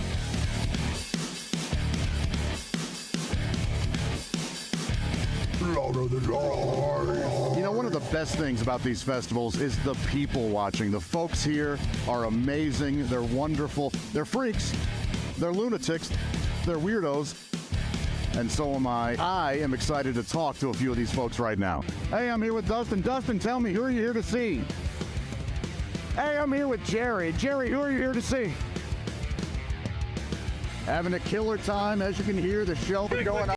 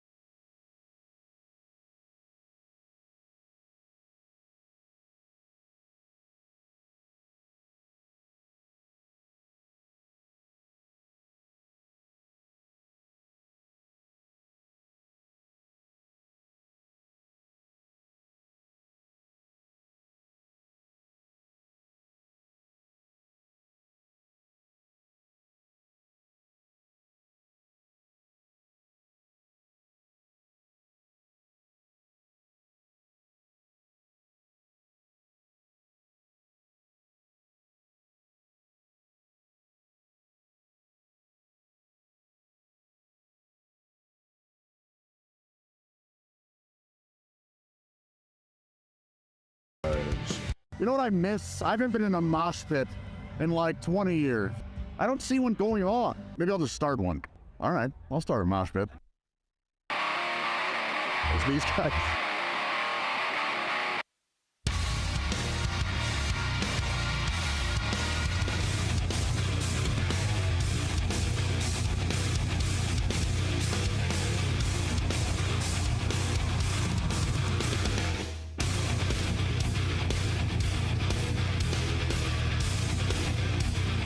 That's the coolest motherfucker here.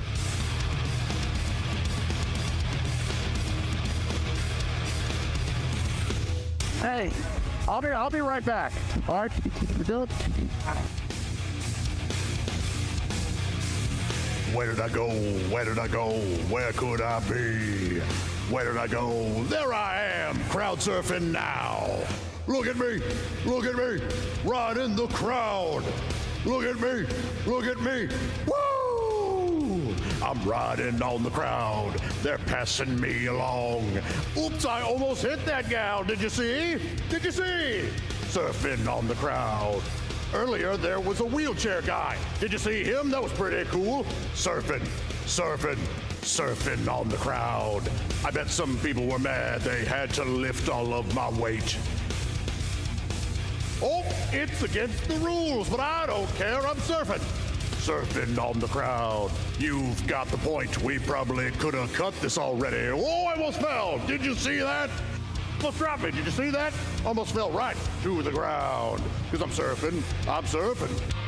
The music at Louder Than Life might be angry and aggressive, but the people there, the exact opposite. Everyone had a great, safe, terrific time. We had all kinds of laughs, and we celebrated the world of rock and metal. I now consider myself to be a lifelong loudmouth, and Louder Than Life, you can count on me being there every year from here on out. Hey, hi, it's Tom from the Bob and Tom Show. Miss some of the show? Become a Bob and Tom VIP and subscribe to the audio and video podcasts. The Bob and Tom Show, on air, on app, and on demand.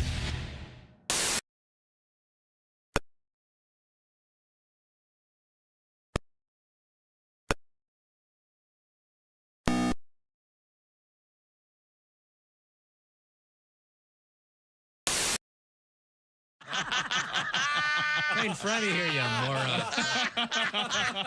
Essential Morning Radio. All day and all night. Really? No, seriously. Really? Bob and Tom Radio.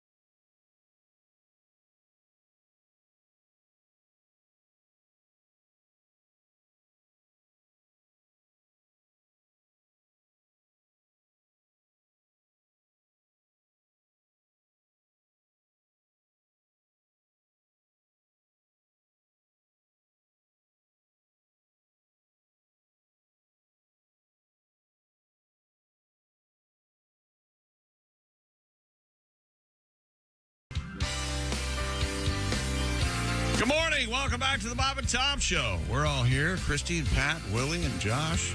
Coffee's good, hot, robust. Very good. Yeah. Coffee's robust this morning. I'm Chick McGee. Here's Tom. Hello, Tom. Thank you very much.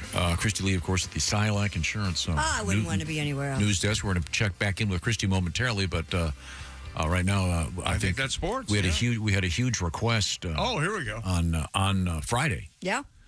And we, of course, we like to take requests, and the request was for a little something, like this. Who's that sexy man with a deep voice? Ace Cosby, here he is with his joke of the day. Who did that? Me. Oh. Who did that? He wants a name. You know, Josh, I invited my girlfriend to the gym the other day, and she didn't show up. She didn't? We're just not working out. Ah, man. That was Ace Cosby's joke of the day. Brought to you by Sleep Number. Sleep better together. Save now on a Sleep Number smart bed only at a Sleep Number store or sleepnumber.com. Yes, they're the sponsor of the joke of the day. Well, that'll wake you up. Ace, what's your favorite workout move? I just like walking. Walking? Yeah, that's great. Walks a lot? That's great. What's your favorite? Bench press. Okay, good one. Like the bench press, huh? Yeah. You know what I like? What? I like that fly. Yeah. Gets your pecs. That gets your pecs, baby. No? Yeah. It works your pecs. I was at the gym at our hotel on that we were in. What day was it? Tom Friday. doesn't know this, but he was at the gym. Yeah. At the hotel over there on Friday. I'm walking down the hallway, and all of a sudden you look over, and there he is in the gym, and now working out. Did you see me on the? Yes, I saw. I know, but let me finish. The point I stood there for maybe 17 minutes. The point is, I've never seen this before. In the I'm having a brain fade. What? The running machine. What's that called? Treadmill. A treadmill. Thank you. That's a tough word. The treadmills. Running machine. Yeah. The treadmills have a sign on them that's saying to get the safety key for you have to go back to the front desk. Yeah. Right. They don't want somebody to accidentally leave with those. So in other words, you can't use them. So then you got to go back to. I'm thinking, hey, look, I just want to pretend I'm running. I don't want to have to walk back to the front desk. Kind of ironic. Too lazy to walk back Yeah. to the front desk. So I use the elliptical. Oh, yeah. That's even better for you. Yeah, but I don't care how masculine you are. That elliptical. Yeah, it's you look silly. ridiculous. You think so? I don't know. You did look ridiculous because there was a glass so you could see right through it. It was like a zoo for weirdos. It was fun. Just hanging out, checking you out, looking how you move. Well, now it's time to move back over to the Silac news desk with Christy Lee. Here she comes. Here she comes. Yeah, baby, you watch out. Emergency crews in Oregon rescued 28 people after they were stuck upside down for half an hour on an amusement park ride. The ride, called Atmosphere, operates like a pendulum and can swing riders upside down. Oh, like a pendulum do. Yes. What crazy ride. Roger Miller, yeah. Wait, which one is that? Do lang a lang a dang a dang dang. Yes. Lord done swings like a pendulum do. Wackadoo. Wackadoo, wackadoo, wackadoo. drive his own bicycle 2x2. That's it. Yeah. That's it. Westminster Abbey or something like that. Portland Fire and Rescue said firefighters worked with engineers at Oaks Park to manually lower the ride. All riders were evacuated, and though no injuries were reported, one person with pre-existing medical conditions was taken to a hospital as a precaution. That ride will remain closed until further notice. The ride broke down and has been in operation since 2021, with the park saying it has not had any prior incidents, but they're going to take a look at it. Oh, there it is. Oh, it looks miserable. Yeah, oh it's imagine the Seattle Tower with people hanging upside down from the top. Yeah, that's. I would have evacuated my bowels. It would have been so It would have bad. been a nice hot diarrhea rain. Worst Prince song Yeah, ever. but you would be doing it on yourself because you're upside down. Well, it would have. No, it would have made its way. Would have squirmed down your back and then made it. Gravity being what it is. Oh boy. Hey, 2 camels ran loose at Ohio Cedar Point Amusement Park after Love it. escaping their enclosure. Love everything about the story. WOIO. Ohio. Oh, that has to be their theme song. I hope so. Reports the animals escaped from the Barnyard Petting Zoo. I'm glad it was not the lions. Hey, They don't Josh, have lions in a petting are zoo. you like me? Ever going to a petting zoo? With your pants loose? You know what I mean. Sure. For the Wolverine. Some peanut butter packets. Nothing like a Wolverine tooth job. That's right.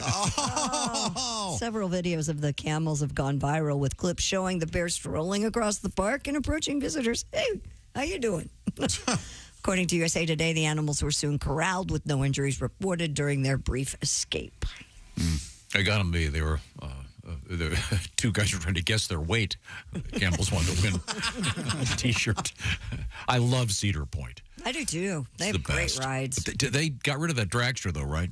Drag show. Dragster. The one that goes straight up. Yeah. Did you ride that one, Willie? I didn't. No, Sam rode it. I went all the way through the line, sat down, cried, and then insisted to be taken off. I was like 8. I was a little too young. It freaked me out. I was too fat for it. Were you really? Yeah, that was one where I waited in line for like an hour and a half, and we got to it, and they were like, "You can't." Were you by yourself? Gosh. What's that? Were you by yourself? No, my buddy rode it. Well, you could go. I thought they closed it down. Well, I don't know. But you could ride it now. You slimmed way down. Yeah, I don't know. Yeah. Would you do it? Yeah. That's the one that I wanted to do it when I was. That's the one that goes straight up. Yeah. Yeah. Look Real cool. fast. Look fun. Very fast. Yeah, I could never do it. Oh, really? I'd be terrified. They're the people I that can't write anything There was anymore. a video over the weekend I saw on the plane that there's a guy, you sit in a catapult over a cliff. So the catapult's back here, the cliff's here, and you go over the cliff? You catapult over the cliff, and it's 100 feet to the water. And so you're just being thrown into water? But you have one of those parachutes that aren't circular; they're kind of rectangular. Right. So he popped that out about halfway down. Catapulted off a cliff. Would you do that, Tom? No. So this is a stunt man. This isn't a. This isn't a ride at Cedar Point. It looked like some sort of ride, but it wasn't an organized amusement park. Man, I'm almost certain. But, yeah. Well, that's how bungee jumping started, right? They would just. It wasn't an amusement park. It was just a guy with a bungee cord. Maria, back in the MTV era, you'd go to an outdoor concert. They'd have bungee everywhere. Yeah, all over the place. Yeah, then fairs and all. There must have been too many problems. Probably. The old 90-foot drop and 91-foot cord. No. I wanted the 60-foot cord, Lloyd. Oh, too bad. They forgot those cords stretch. What's coming up in the news, Christy? Coming up, we have a crocodile terrorizing a town. What with a else switchblade. Hey, where you going? We have cheese and meat on a greased pole that's rotting. We'll talk about that. My favorite story is this one. Worst strip club ever. Involving the lady who allegedly got an STD in a car. Right. And so far, the court has said that the company insuring the car has to pay her off. Yeah. Oh, great. Now all our premiums go up. Well, wait till you hear what happened. We'll find out about that coming up. And we have a song coming up from Pat Godwin. Oh, sure. Okay, good. This is the Bob and Tom Show. Reach us toll free at 1-888-BOB.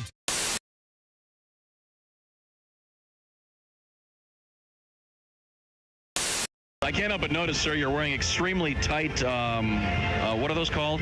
They are called Lycra Spandex Pursuit Pants. Now, is that a potato in the front there, or Tom? Glad to see you. Tom. Oh, I'm sorry. Looks like Jim and the twins are pretty cozy this morning, sir. Never hurts to advertise. Yeah, I guess it does. Oh, my God. Okay. Thank you very much, sir. He's smuggling topsoil for an offshore development project. Well, yeah, I always White Castle. Really? Yeah. I was I was so drunk I thought I was in McDonald's. I ordered a quarter pounder. I got 500 hamburgers. You know what I'm trying to say to you? Help me. Okay, thank you. Pick a number between 1 and 50. We'll ask our guest. Then I'll just hit a random sound effect. We'll see if it fits the commercial. All right. 1 and 50, Clinton. Pick a number. 35. 35. That's Andy Moore Ford. 35. Here we go. Heavenly deals at Andy. There you go. You'll think you've died and gone to pick another number. At Andy Moore Ford. 27. 27. Andy Moore Ford. Electrifying deals at Andy Moore Ford. Okay, pick another number. Go ahead, Clinton. Any number. 8. 8? Okay. Oh, Lord. Oh, dear. They have body shop. They have a body shop. That's a bad one from our commercial. Any other number. Go ahead. Pick one more. 19. That's our manager screaming at the fabulous deals you'll find. Where is that? At Andy Moore Ford. Okay. This is the Bob and Tom Show this morning. Man, I wish I'd lived here today's show. Me too. I wish I was here. Yeah. You know, there's a reason I'd never heard of this band. Why? Because this guy had to have his penis cut off for publicity. You know, I prefer musicians who can actually make it on their skill, not on their lack of a dick. So, I knew you'd have I know how to make it in show business. That's what I said. Yikes. I know how to make it in show business. First we whip it out, and then we take a cleaver. How does he pee? Sitting down. Or all over the place. Yeah, that was the video. No, that's not true, Clinton. How does he pee? Depends. Okay, never mind. Sorry I asked. Hard copy all of a sudden. This is exclusive. Dogs die in the cargo hold? Occasionally. And then they just replace them with a dog that looks similar. They got a big dog farm for these things, man. All the airlines share the same dog farm. Dave, we need a Shih Tzu. Brown face, white feet. We need a Shih Tzu, gate C27. It's a number 8. Yeah. Bring us that number 8. Another newfie coming in on United. Try to take care of that. Yeah, he's stiffering aboard. Come on in. Okay. The big danger at this time of year is the heat. If they were down there, and if the plane is delayed on the tarmac for any reason, it can be a problem. Mm-hmm. So that was just a story this week that came out. Do the right thing. Drive your dog. Warning folks that are flying their dogs about that. There you go. I ain't making this up. And if it's a small dog, like a little tiny little hand dog, yeah, you can put it underneath your seat. No, just throw it out the window because those aren't real dogs. Those aren't real dogs. This is cool. I like doing radio. How can you change a dinosaur's name? I don't know. Yeah, halfway through. Halfway through. Do you know what the smallest dinosaur was? What? The clitoris. A little red, pinkish dinosaur. Well, congratulations. Wow. You finally got it on the air. Done it, haven't you? Congratulations. Way to go. See, all that filthy lunch talk, and now it's on the air. Are you happy now? Are you a big man saying clitoris? Is that it? See, I always thought the smallest one was the lick-a-lot-of-puss, but apparently. Radcliffe and Jonathan Groff. The night included surprise appearances from Jay-Z and Hillary Clinton. That's a look at things you may have missed. More of the Bob and Tom Show coming up. Ladies and gentlemen, Bob and Tom. I got a few questions for you Iowans out there. I was thinking about corn all day. What's the deal with corn flakes? If somebody handed you a glass of milk with a corn on the cob in it, you'd pass it up. What about corn maize? Isn't that redundant? Who came up with corn nuts? Tell me this, Iowans. When you're harvesting the caramel corn, does that get your combines all gummed up? All right, I've been at septic. Bob and Tom in the morning and highlights all day long. The Bob and Tom Show, weekday mornings at 6 a.m. Eastern on Bob and Tom 24/7.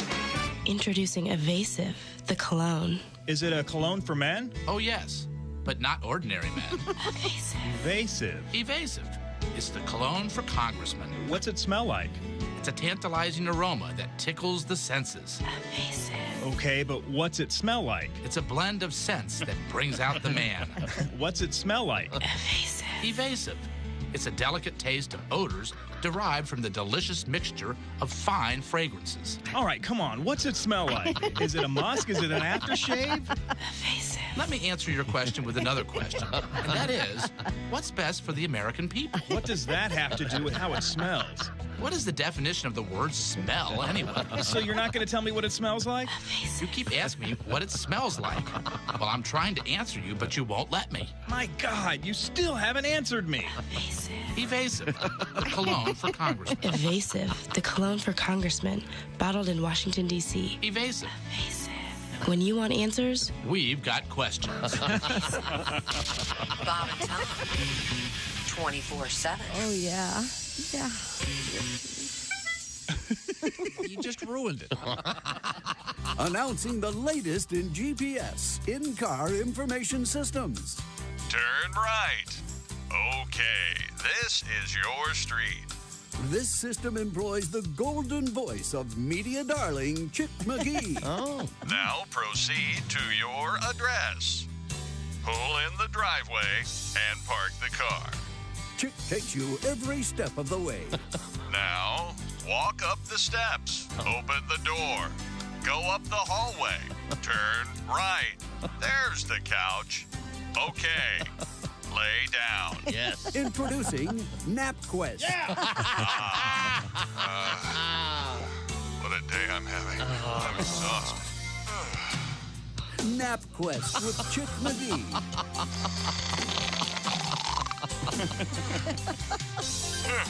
Who better? Yeah, never mind.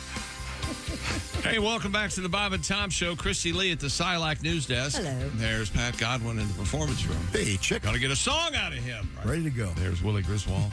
Good morning. Josh Arnold. Hey, Chick. Ace Cosby. Hey. I'm Chick McGee, and here's Tom Griswold. You got a topic for us, Pat Godwin? A lot of things happened at Cedar Point. Remember a couple of years back, we had the couple that got caught making love on the Ferris wheel at Cedars Point. It was a huge issue, and they got in big trouble. In flagrant delicto on the Ferris wheel?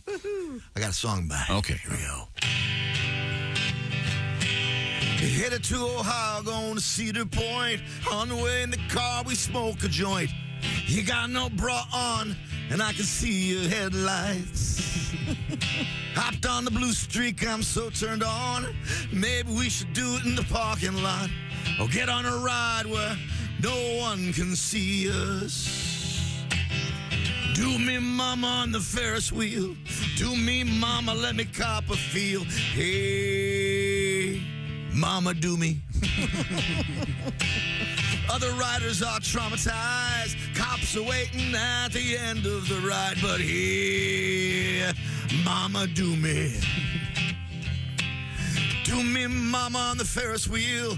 Our bed at home has no sex appeal. Cedar Point will probably sue me.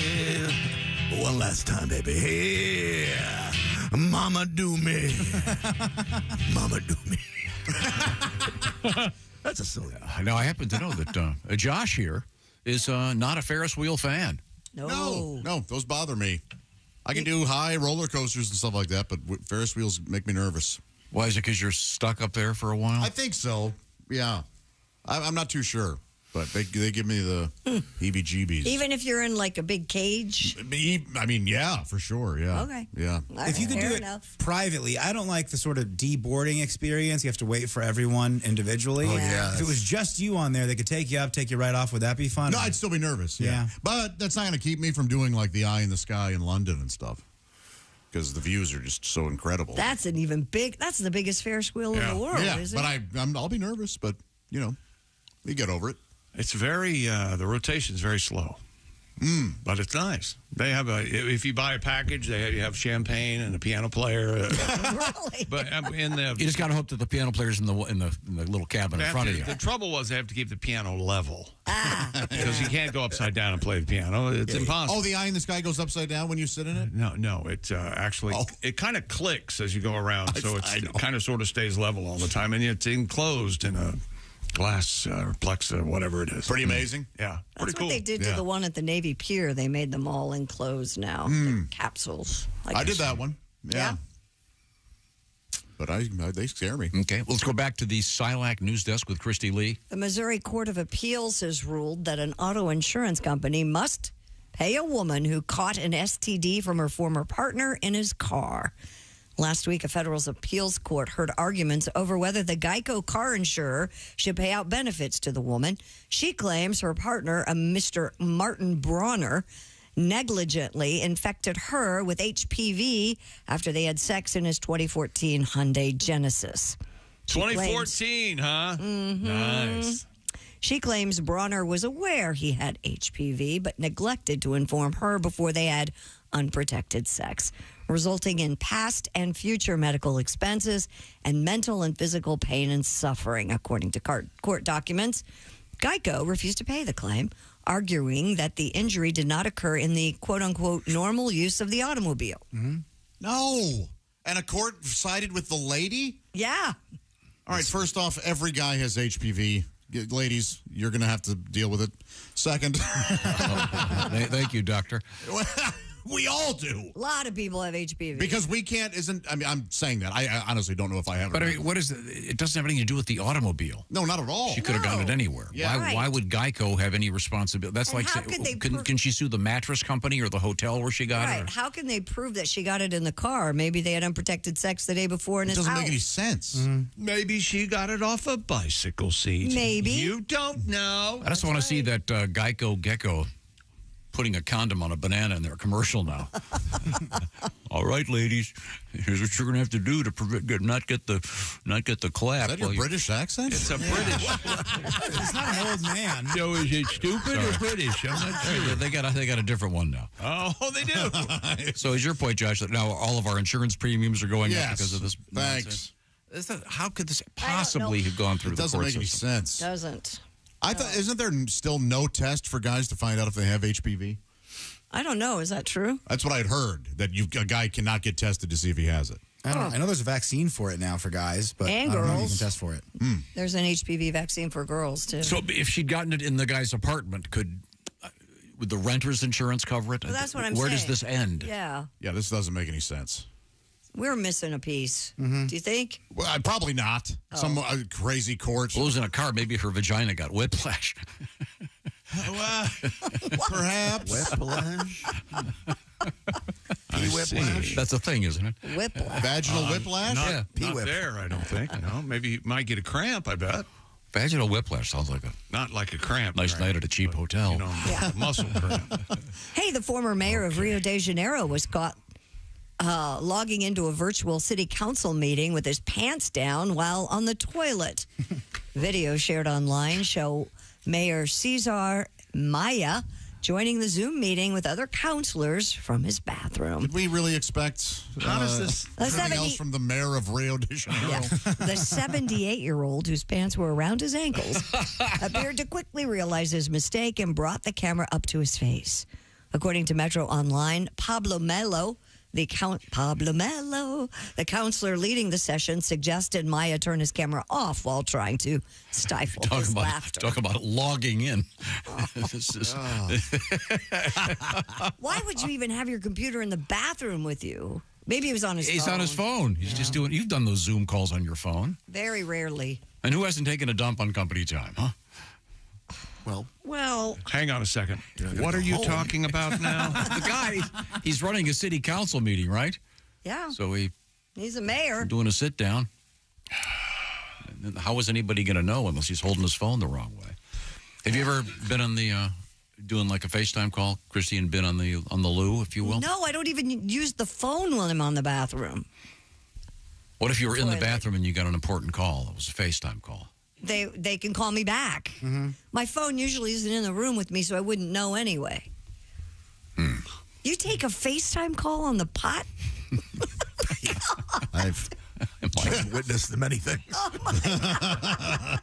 Oh my gosh. Okay. At least he wasn't self-pleasuring on the Zoom call. Yeah, we've all. The old Tubin. This is all. yeah, and I'm Jeffrey Tubin, yeah. I'm sure we're going to Get into one of your... according to a survey, that's all it says. A strong majority of the respondents, 73%, admitted to using their phone while on the toilet or standing at a urinal, regardless of age or gender. Younger people, 18 to 29, admitted to using their phones on the toilet 93% of the time, regardless of gender. Most of the time they're playing games and stuff. They're not taking FaceTime calls, right? Sure. Wordle. Or the... Or what do you call it, Tom? Turtle. Different edition. That's right. Absolutely. And anybody else do Wordle on the can? No? Okay. I don't know.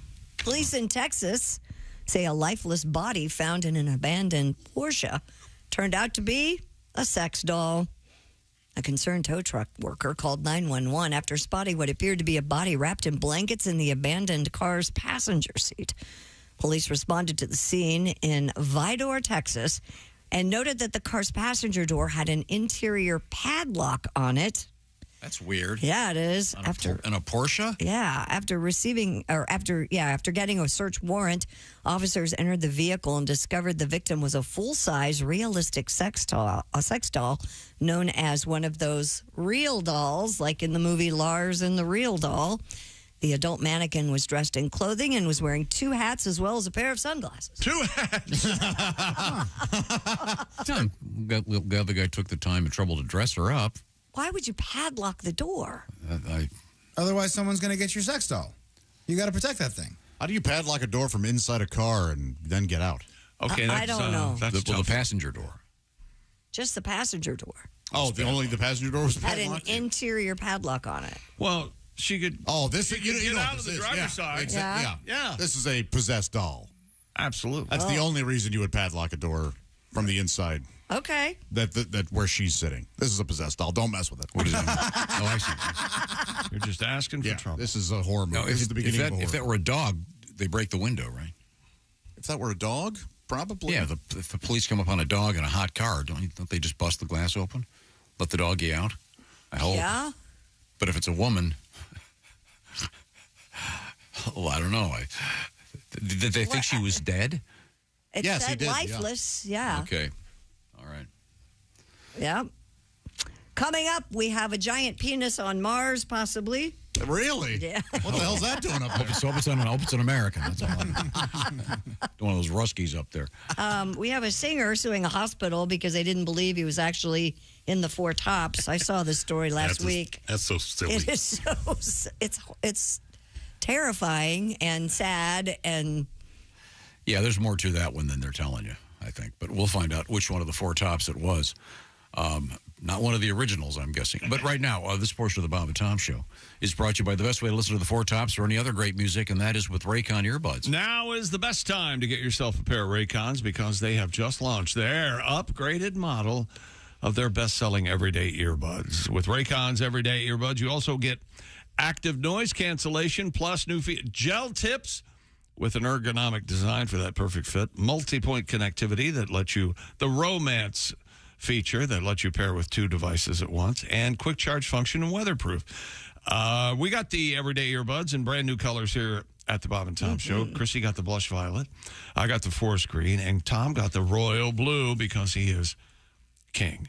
Raycon offers a 30-day happiness guarantee. So what indeed are you waiting for? Go to buyraycon.com/Tom today to get 15% off your Raycon order plus free shipping. 15% off and free shipping at buyraycon.com/Tom. That's buyraycon.com/Tom.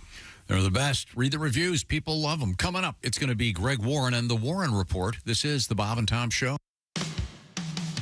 Bud Light presents.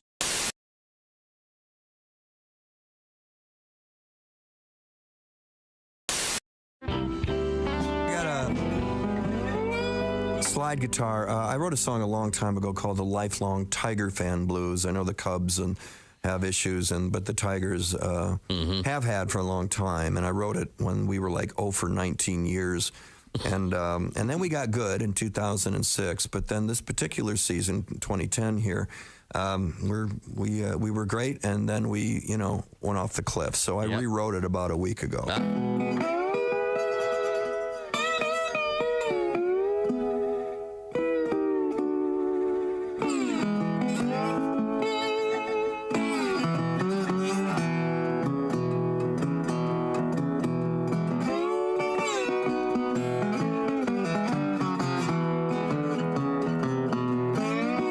I've been a baseball fan since I was a little boy. I had a bedroom full of little baseball toys, bat and a ball and a Wilson glove. Yeah, me and the national pastime, we was oh so in love. Every opening day, oh, I still get that itch. I can hardly wait for that very first pitch. All my hopes and dreams all in place. I get visions of my Tigers in a pennant race. Win or lose, I got a lifelong Tiger fan blues. 2006, we made it all the way to the fabled Fall Classic, only get a St. Louis whooping and our Detroit ass kicked. 2009, we was tied with the Twins. We had to go to Minnesota to lose it again. In 2010, started off with a bang. We was leading the league in everything.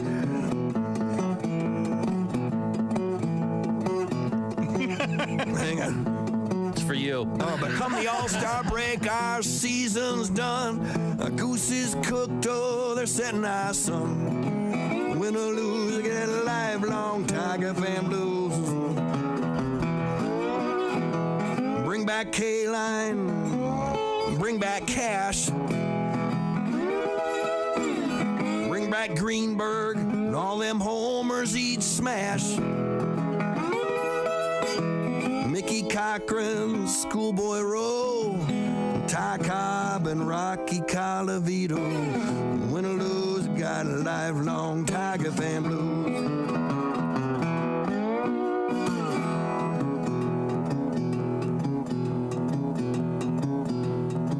And this is the rewrite. First Samaya broke his arm, then Inge broke his hand while Mags was breaking his foot. Guillen was pulling his ham. Half of our roster was MIA. Now half of Toledo's been called up to play. I don't believe in fate. I don't believe in signs. And waiting on your destiny's a waste of time. But how the hell else can we possibly explain Armando Galarraga's imperfect game? Win or lose, I got a lifelong Tiger fan blues.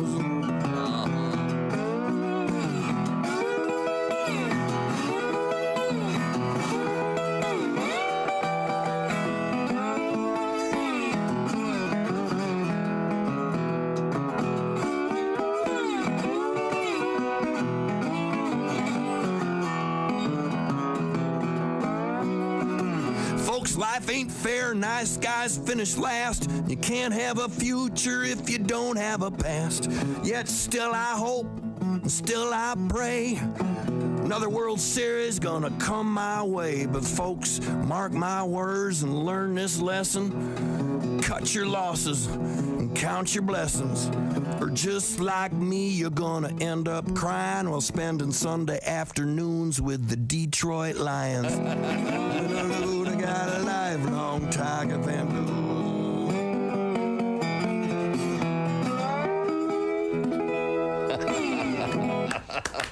That's great. Oh, there's some frustration there. Jeff Daniels. The imperfect game.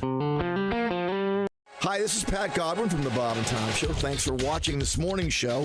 To listen, just go to bobandtom.com, check out the list for a station near you, or stream the online radio station on our website and the Bob and Tom app. The Bob and Tom Show, on air, on app, and... I do apologize that you have the best moves we can.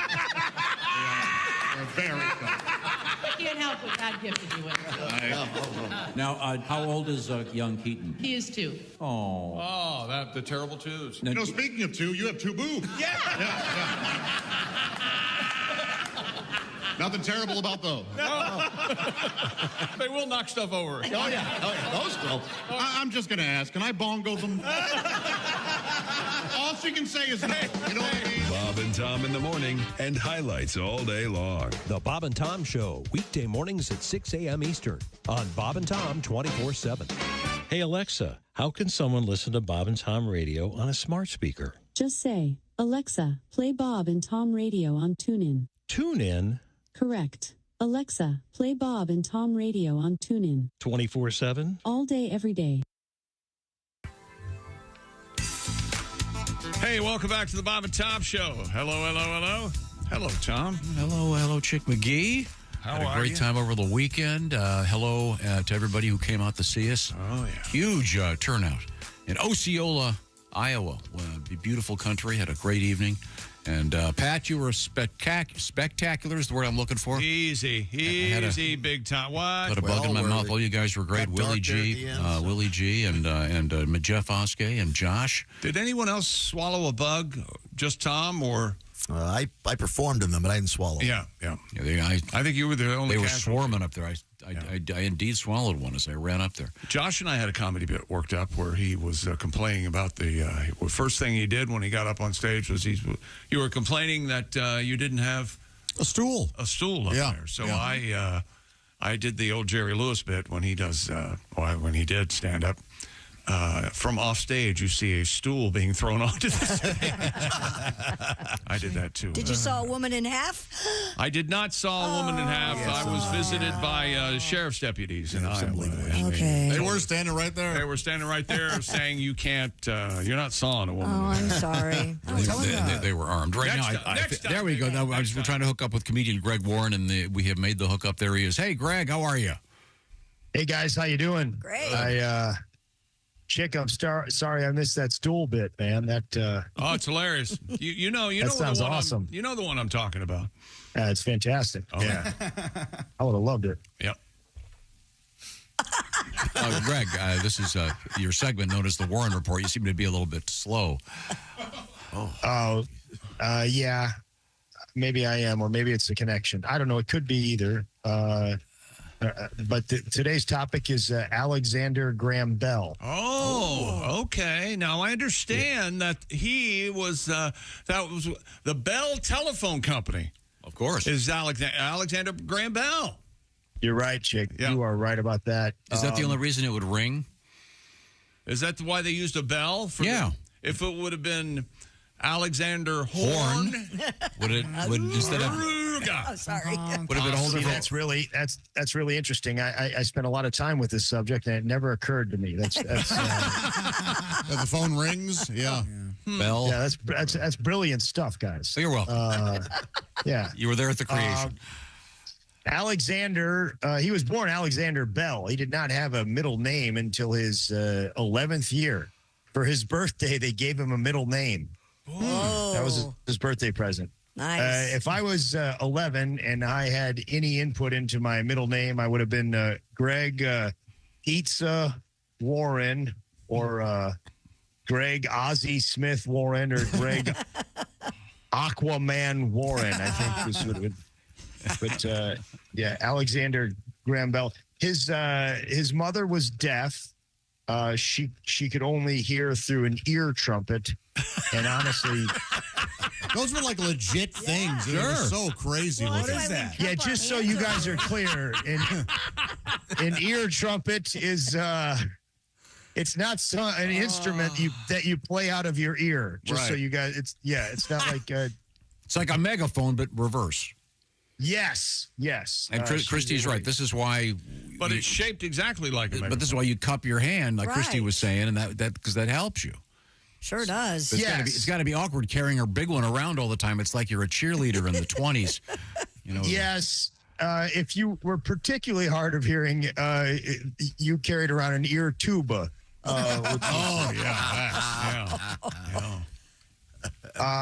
His dad was a genius at helping the deaf. He devised a lot of systems to help the deaf. And Alexander Graham Bell, when he was a young man, opened a school to teach deaf people. Nepo baby. Certain.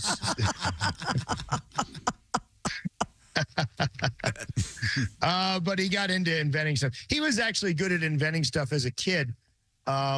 He invented a piece of farm equipment when he was 12.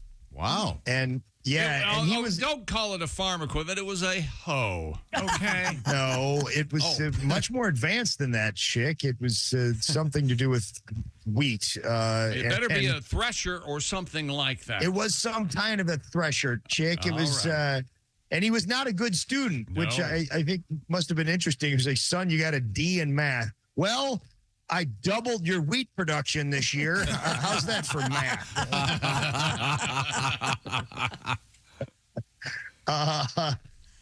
Of course, he invented the telephone. Apparently, on February 14th, 1876 was the day that he went to the patent office, and this guy, Elisha Gray, filed a similar patent, like 2 hours after him.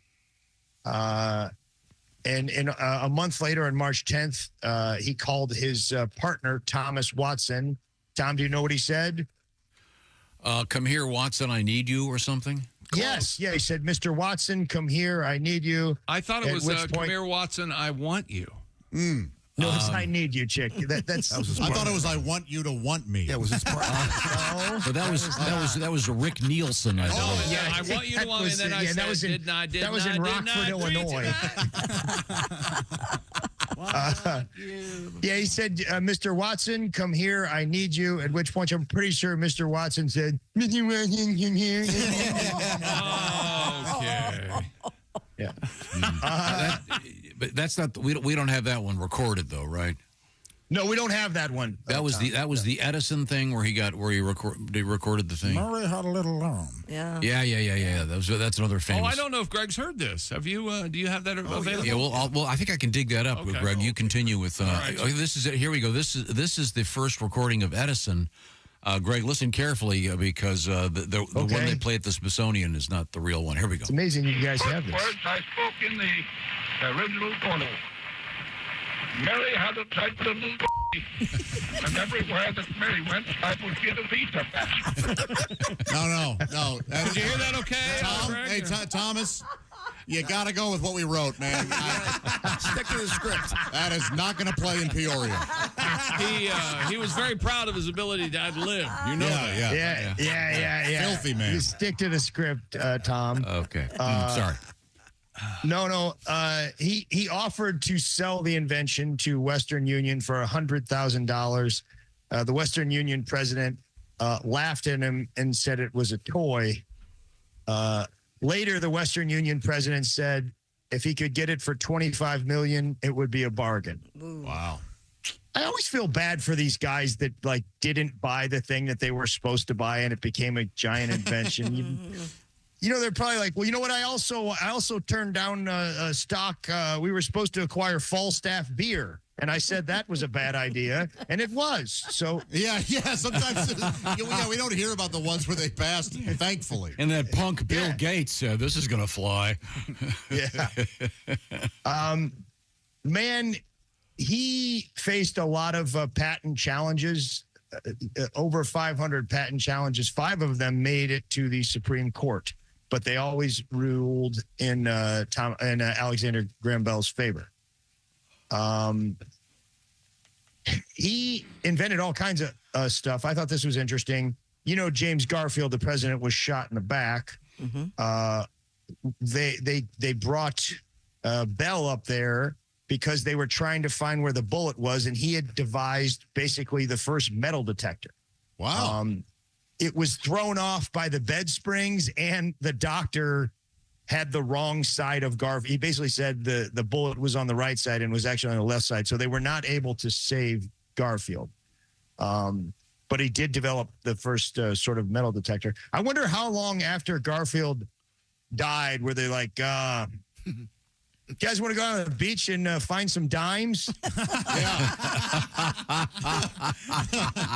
I mean, finding a dime back then. Yeah. That was a weekend. Yeah.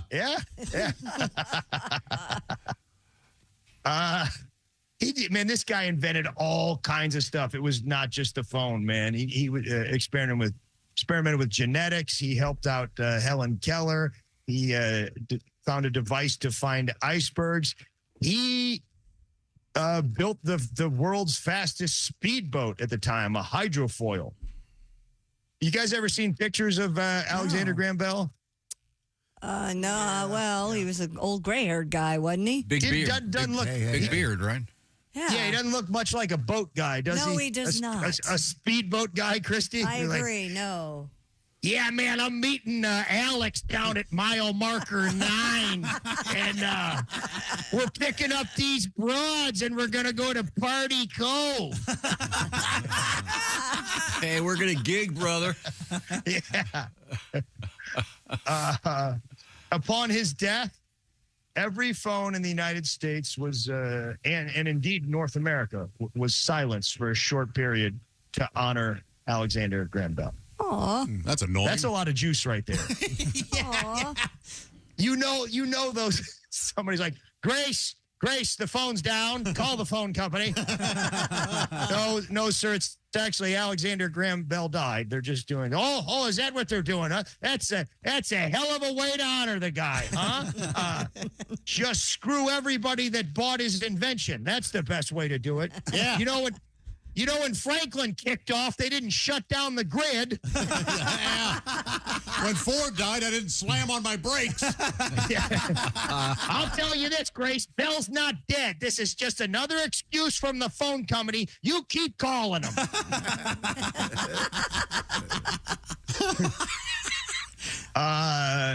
He said that he lived. He was born in Scotland and moved to Canada, and then spent a lot of time in the U.S.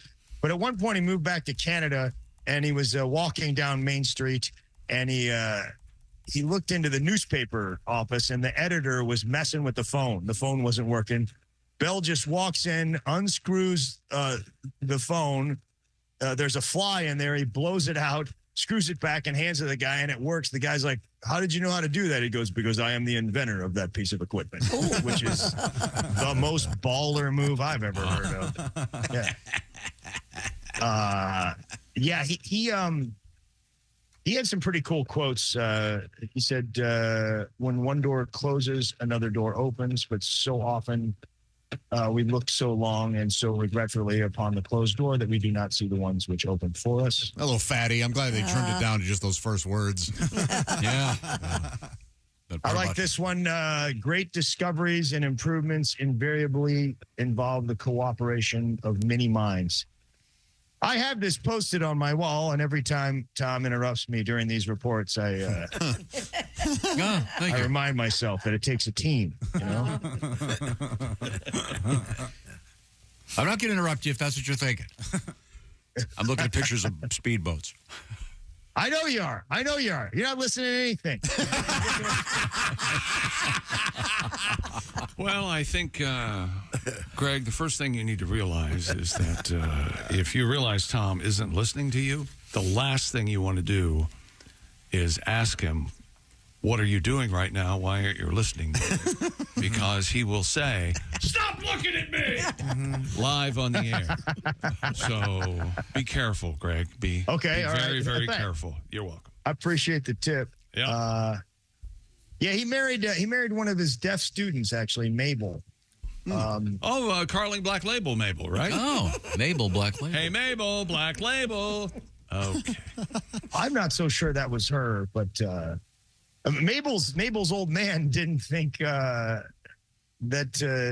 Alexander Graham Bell's profession was profitable enough to marry his wife. So he couldn't marry her until he actually founded the Bell Telephone Company, and he gave her all but 10 of his 1,500 shares in the company. Yikes. Yeah. I don't know. Also, Mabel, he went by Alec, A-L-E-C, and she insisted that he change his name to Alec, A-L-E-C-K. So Mabel sounds like a psychopath to me. She is not a looker either, let me just tell you. Whoa. Oh, really? Look. Yeah. So handsome woman. I don't understand. So was it her father that didn't approve of him, or was she already married? You said husband. No, her father. I'm sorry. Okay. Did I say husband? Her father. Okay. I'm sorry. Her father did not approve. Her father was the first president of National Geographic. Oh. And and old Alex fixed that. National Geographic was dying. But the organization, he said it was a magazine that everybody had in their library and nobody read, and he changed the magazine to what it is today. And he pictures of African boobs. Yeah. Yes, that helps. Hey, how about more tribe boobs? All right. Great day of 5th grade, discovering that there was boobs in the corner library. Yes. Guys, I got to visit NASA this past weekend. Is that right? Cool. Yeah, down in Huntsville, Alabama. How was that? It was pretty awesome. This guy, Parker Shake, he's a longtime Bob and Tom listener. He's an engineer at NASA. He was at my show, and he was like, after the show, he was like, yeah, you want to go see? And I got to do all the behind-the-scenes stuff. It was pretty awesome. Whoa, that's awesome. Yeah. And as cool as NASA was, Parker was a more interesting character. I asked him, I go, how did you get the job at NASA? And he said, well, they called him in for an interview. And they said, how did you prepare for this interview? He goes, well, I know my stuff, so I put on Queen and listened to it for 2 hours to get ready. That is interesting. They went your high. Yeah. Did he show you the moon landing set? Josh. I mean, you said you got to see some of the secret stuff. You know the FBI's down there? Yeah, my brother-in-law was there in Huntsville. Yeah, that's the headquarters of the FBI. We got to drive by it. Yeah, that was... Keep your mouth shut. Yeah, man. No, you're not wearing a NASA cap. You've got, what's PNL? Oh, this is a wrestling league, a premier wrestling league that is for elite high school wrestlers. Yeah. My buddy's got a team on there. Yeah. Cool. Okay. I would have a NASA. Did you get a NASA hat? Yeah, I got one. Oh, cool. It doesn't fit me that well, though. Now, when you went by the FBI, when you said the FBI's down there, do you mean the female body inspectors? No, Josh, that's just a shirt. They're kind of on all beaches, really. Well, then it must mean I know they are. FBI means finks, boobs, and idiots. I think. that's what it is. Again, guys, that's just a shirt that they have. And they sell it. It's like a I think novelty you're wrong. shirt. There's no female body inspector organization. I beg to differ. Yeah, next you're going to tell me that DEA doesn't stand for drunk every afternoon. I'm on to you, Greg. I see ya. I hate to break it to you, Willie. Yeah. Now, have we concluded our discussion about Mr. Alexander Graham Bell? I mean, we could talk about him all day, but I think we hit the high points, Tom. Okay. Did he invent the doorbell? Anything else with I don't Bell think in he it? did. Yep. I mean, Alexander Graham Bell. Yep. Okay. Is he still alive? He looked like Don Hey, Amici, Tom, I right? got to ask you a question, man. Yeah. You know, you got, aren't you buddies with a bunch of contractors? Yes, I am. I got I'm not in my place yet, and it's all getting held up by this stuff called gypcrete. It's like drywall, right? Yes, it is. Yeah. It's like a sound. It's because I live in a condo. It's got a sound barrier and like fire properties. Apparently, you can't get it anywhere in the country. Gypcrete, and it's gypsumcrete. It's not a racial slur. Right. Yeah. Right. Yeah. They got none of it, man. Can you got a lot of juice, man? Can you talk to one of your guys? Get Greg some gypcrete. Oh, my main guy's currently in the hospital recovering from a gallbladder removal the other night. But I'll ask him. See what he can do. That doctor should have gone up to him and said, hey, we're going to remove that gallbladder today. And then 2 weeks later, taking it gone back to the contractor and said, I'm sorry, it's going to be another. Hilarious. I'll tell him you said that. He'll enjoy that very much. That's very, very funny. Greg Warren, upcoming appearances would include what? Well, I mean, for the next couple of weeks, I'm doing some corporate stuff, and I'm opening for Nate Bargatze, actually. And Nate's going to be in St. Louis this weekend, and Indianapolis, and Omaha, and Are you opening for the indie shows? Yes. I'm going to be on those shows. That's Wednesday and Thursday, the 26th and 27th of June. Oh. Yeah. Pretty excited. Huge shows. That'll be great. You are not welcome here. Hope to see you here. You are welcome here. Don't listen to that guy. Yeah, can you please come in? We'd love to see you in person and bring the NASA cap if you don't want one of us to use it. I'll get you guys a NASA cap. Okay, cool. If you're bringing stuff, you can come. Okay, well, thank you, Greg. And you can watch Greg with one of his great comedy specials, Where the Field Corn Grows, or The Salesman. I highly recommend them. Thank you, Greg Warren. Thanks, guys. Okay. Bye, Greg. Right now, it's time for another round of The Answer Is Always Check Please, starring Chick McGee, sponsored by our good friends at Silac. Chick, once again, as you know, the rules are simple, even for you. Just answer, check, please. Can you do that? Check, please. Very good. Ready? Check, please. Okay, Chick, so you're having dinner at an expensive restaurant. Your fellow employees are there with you. After dinner, the waiter approaches with the check. What does Chick McGee never say? Check, please. Correct. Now, let's say you're retiring. You sign up for an annuity from the folks at Silac. Then once a month, what do you say? Check, please. Correct again, but actually, you don't even have to say check, please. The money will show up in your mailbox or right in your bank account through direct deposit. What? Do you want me to check on the best way to get started? Check, please. Of course. You can just go to Silac, go to their website. Everything you need to know is right there. Visit SilacINS.com/Bob and Tom. That's SILACINS.com/Bob and Tom. Silac Insurance Company. Find out about having that check provided for you as you retire. SilacINS.com/Bob and Tom. Coming up, we've got Christy Lee at the news desk.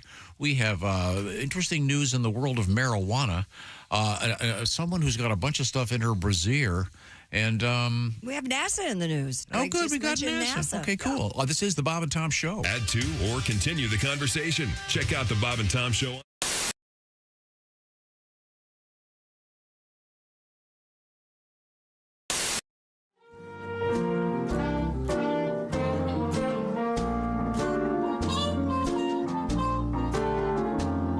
I met Kate on vacation. I heard she had a spicy reputation. She loved many men, even a lady or two. We made love nights and mornings. Then one day she left me without warning. She walked out that door. I need to see her again. If you see Kay, have her call. I miss the way she moaned when we were having a ball. If you see Kay, tell her hi. I miss her cooking and eating her pie. I want her back in my bed. I miss the little kisses with her hair. Oh, the trick with her tongue, enough to make you go mad. Kayla, like Venus, the feelings of her hands between us.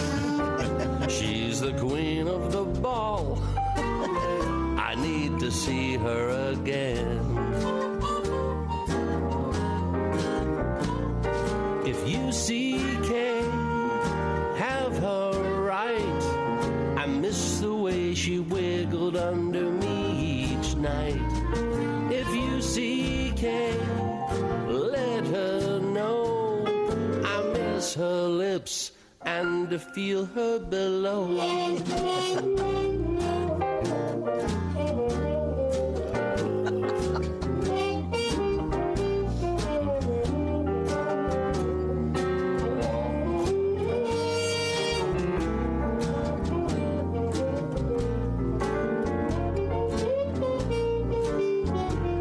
She loves that baby gravy.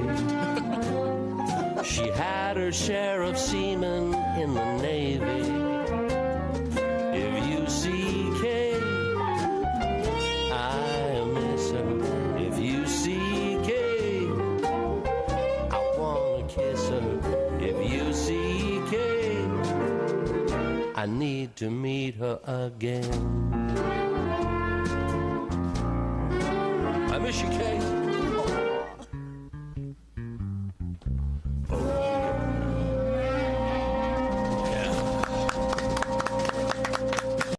This is the funniest thing I've ever seen. Yeah. I have something new. Oh, check it out. That's a hat. I know you like wearing hats, Bob. I love wearing hats. Bob likes. Check this bitch out. This is from the greatest racing venue in the world, the Indianapolis Motor Speedway. I didn't know that they made a hat this big. This hat was actually worn by A.J. Foyt. All right. I was going to ask you if you could fit in it. It's a little bit, bit big. Let me have that hat. This How big is that? It's big as a laundry basket, isn't it? It really is. It's huge. It says one size fits most. Give it to Bob.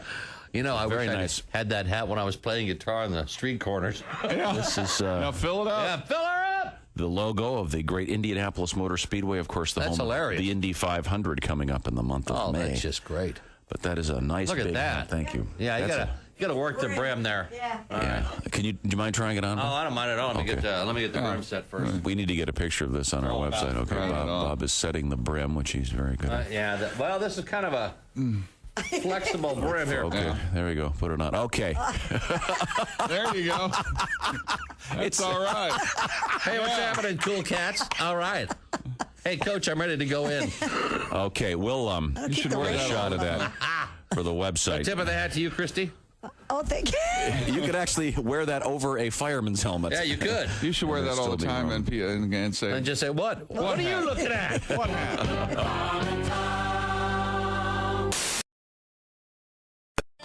God. When you think about it, that would come in handy. You come home late, your wife's like, where the hell were you? And cut.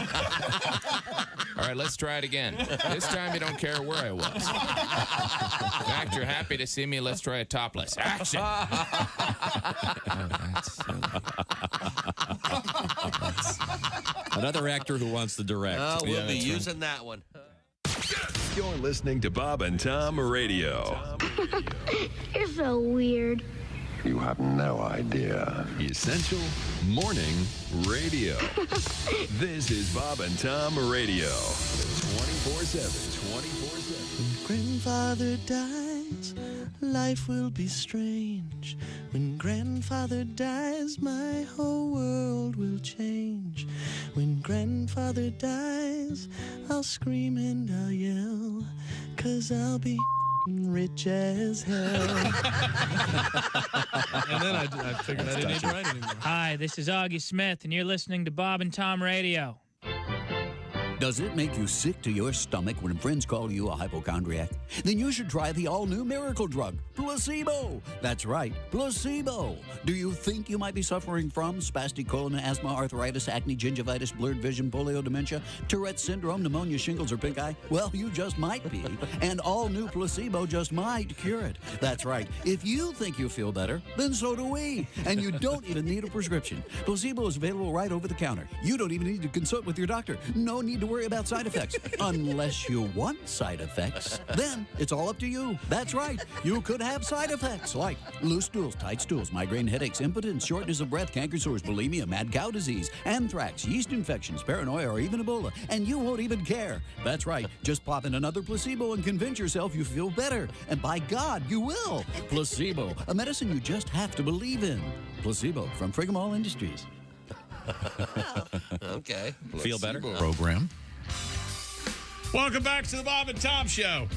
Hello, hello, hello. We are going to relive a magical Tom moment in this segment. If we All can right. Get it in. Yeah?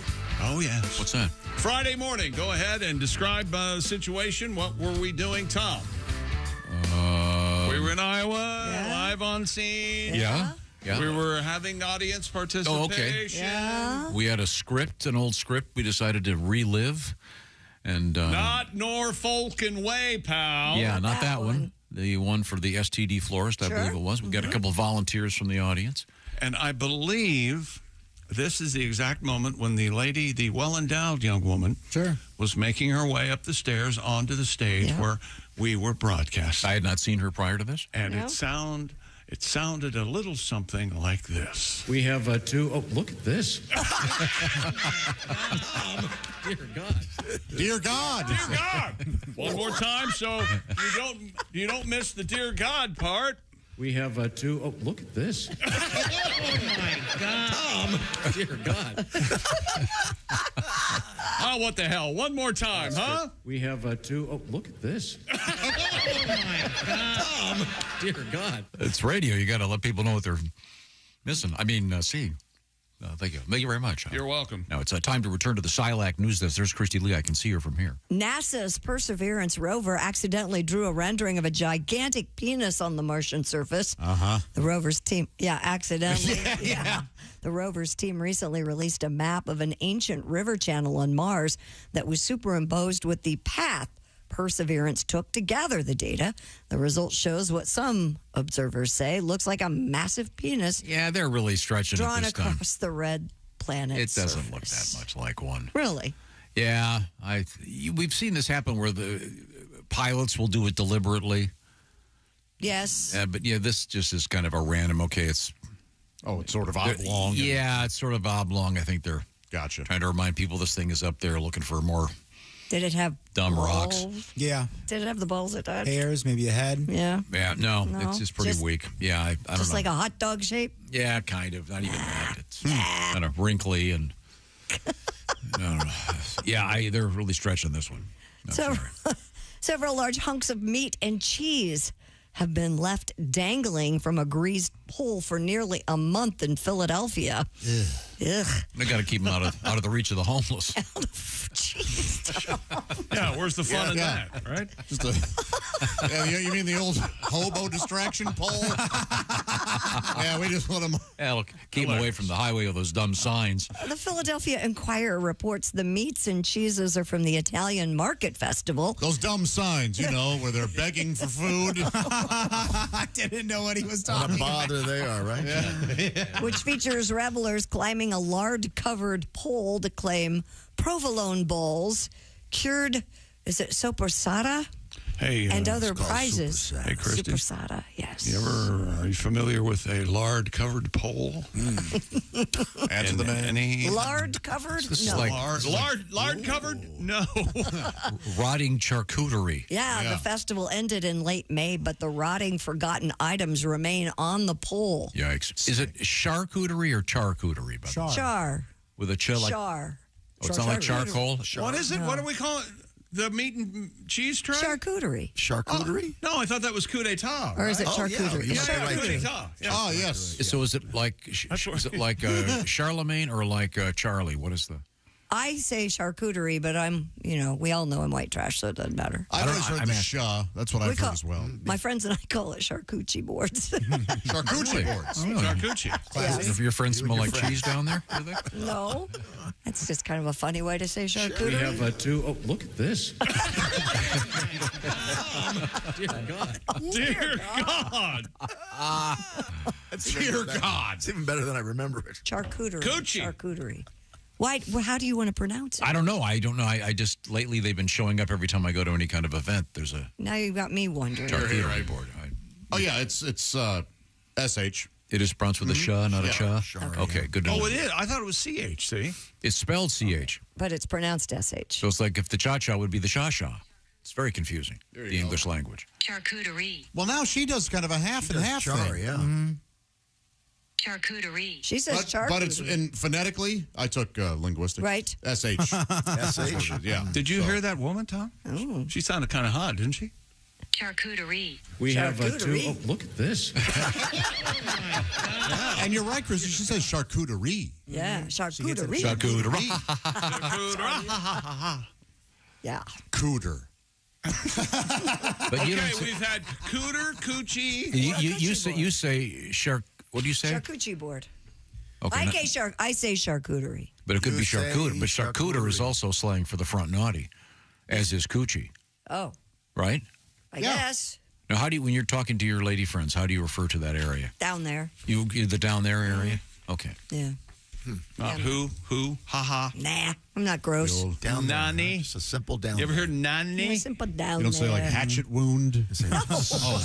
Gash, don't do that. No, all right.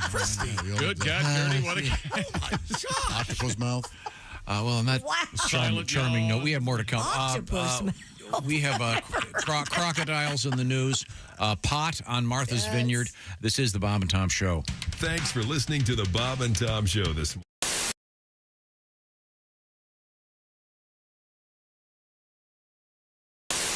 I'm actually in love right now. My boyfriend and I are walking around town in a two-headed snuggie.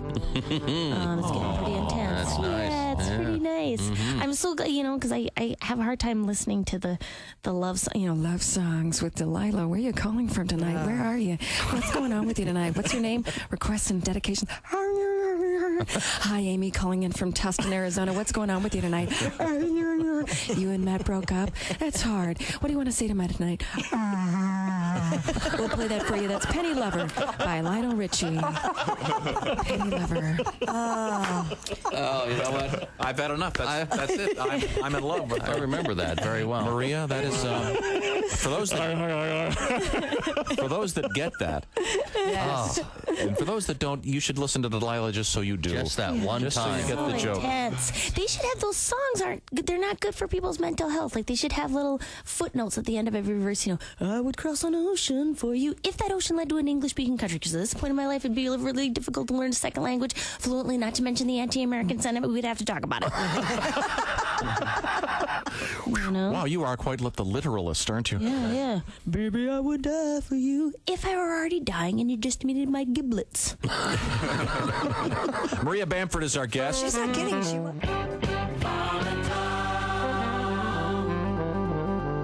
Hi, everybody. Christy Lee from the Bob and Tom Show. Miss some of the show? Become a Bob and Tom VIP and subscribe to the audio and video podcasts. The Bob and Tom Show, on air, on app, and on demand. Joining us in the studio now, we have Dr. David Wolf, astronaut. And he and Kirsty are making out, evidently. Welcome back to Earth, sir. Uh-huh. Oh, there David, how are you? Thank you.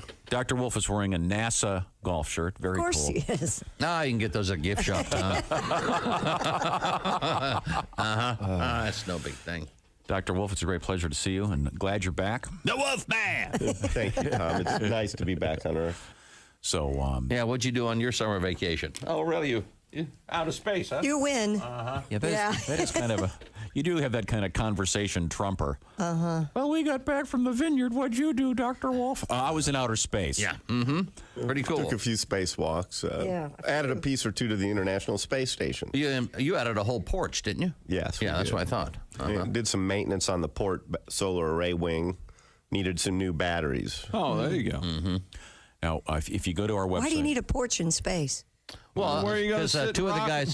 Where are you going to sit and rock the next Big Bang? Two of the guys smoke. So yeah, you got to go outside.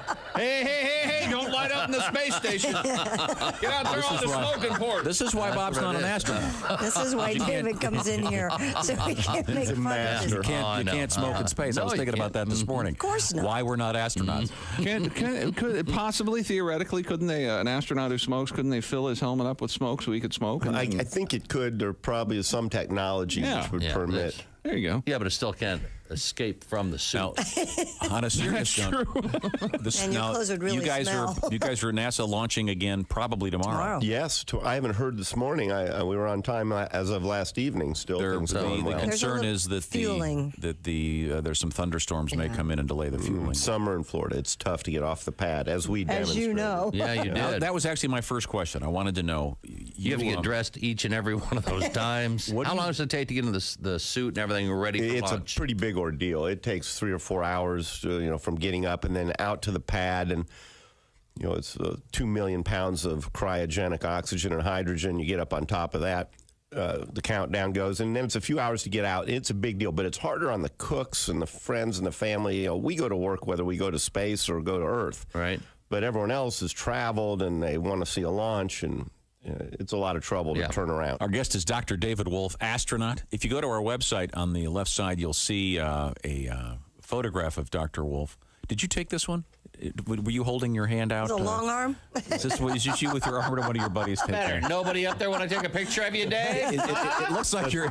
No, that's somebody shooting through the hatch when I'm getting ready to go out on a spacewalk. I'm in vacuum in there, ready to go out. Okay. And if you click through the window. If you click there, we have a sort of a whole set of photos there, and you can see Dr. Wolf floating around in space. We'll talk about some of these when we come back. I'm curious, how long does it take you to get into the space suit that you're going to use to do a walk? The suit, you spend the day before checking it out like a spacecraft itself. The next morning, you spend 2 or 3 hours getting in before you get out through the hatch. About 3 hours. Wow. Don't you have a series of mirrors in your passenger car here at home where you can drive laying on your back? Isn't that just to make you feel comfortable? Feel more comfortable upside down. Upside down. Wow.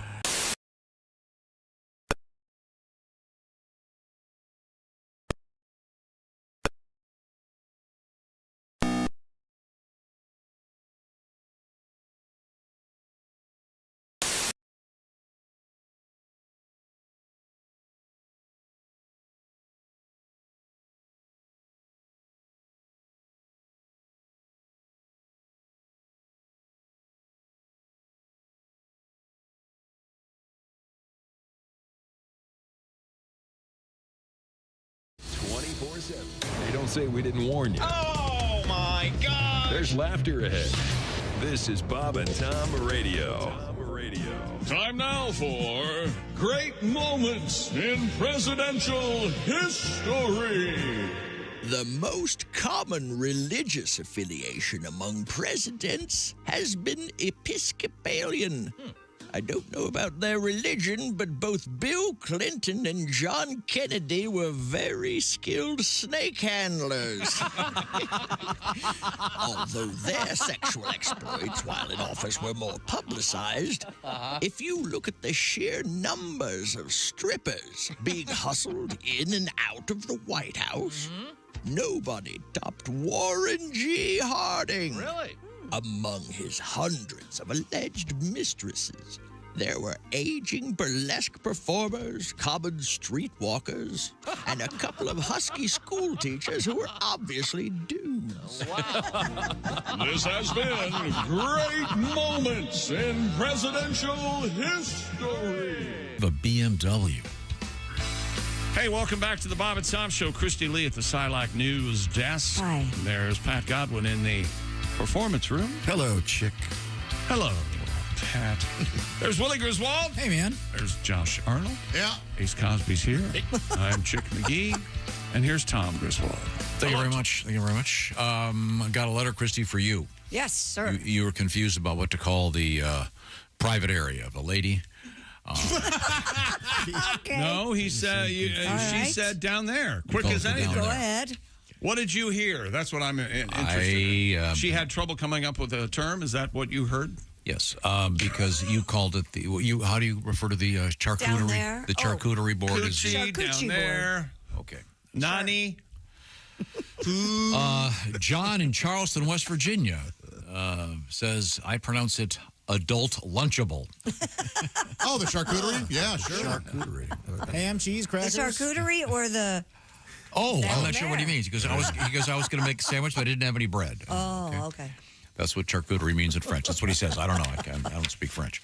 I look forward to hearing French at the Olympics, of course, because I'm the one in this room excited about the Olympics. Anybody else? Wow. Tough crowd. I will watch. I'll watch track and field. I enjoy that. So what are they going to do with these swimmers if they can't swim in that river? What are they gonna, do they have a pool there?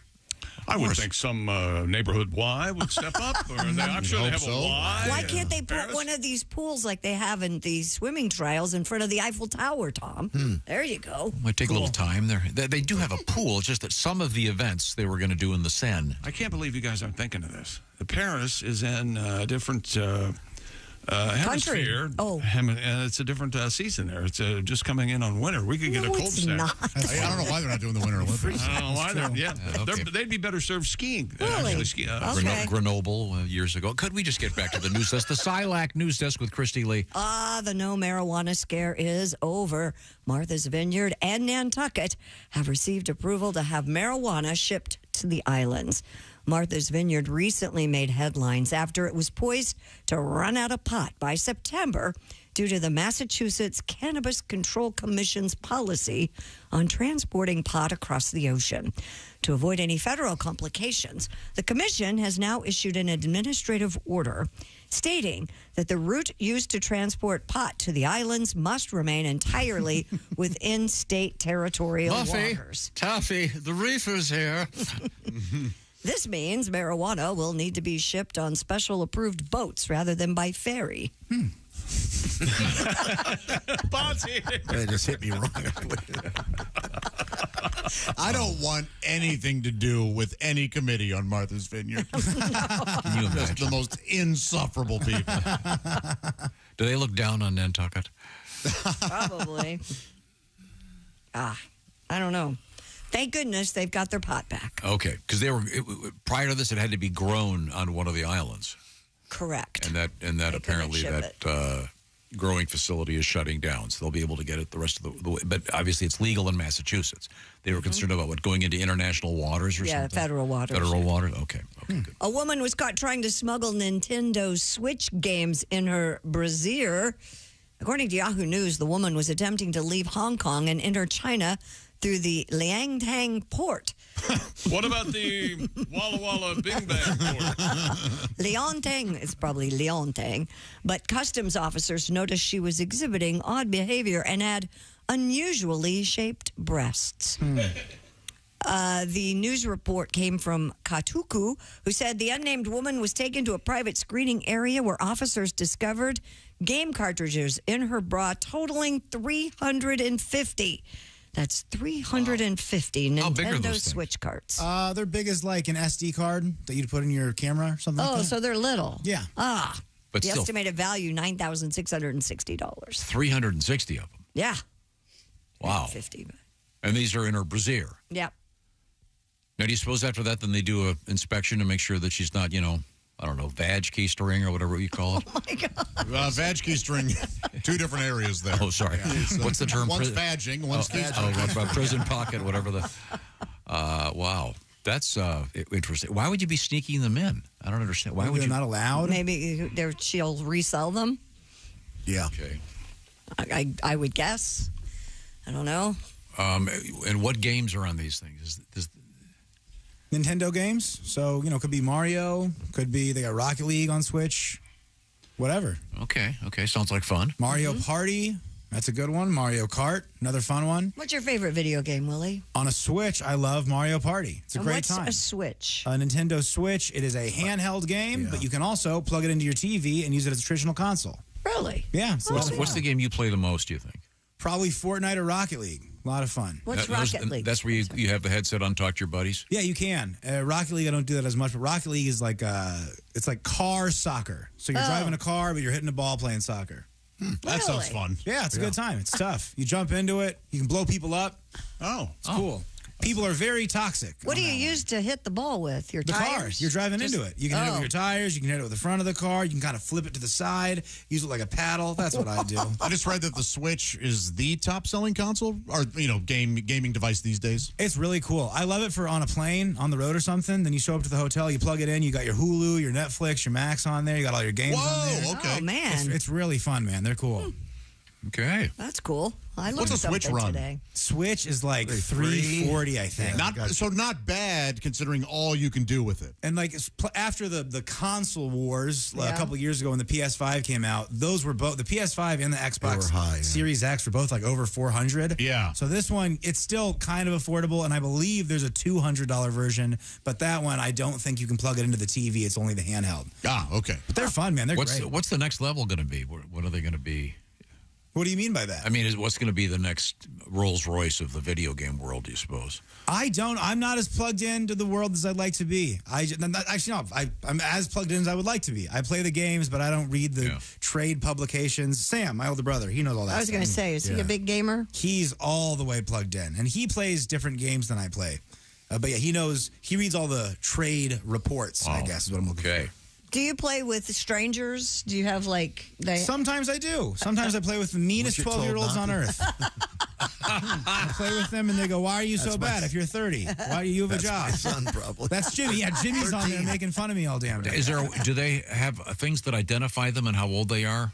No, I don't think that you want that. I don't think that you want to be able to tell the ages of the people you're playing with. That could turn out to be a kind of a creepy Can you accident. just tell by their voice or something? Or yeah, for sure. Hey, what's going on? Now, do you have a name for? Do you use a special name when you're doing it? Yeah, my name on Xbox is Buddy Golden because I used to have a golden retriever named Buddy. Everybody kind of picks their own fun thing. I have one buddy. He made his in middle school. It's the name of the club soccer team he was on.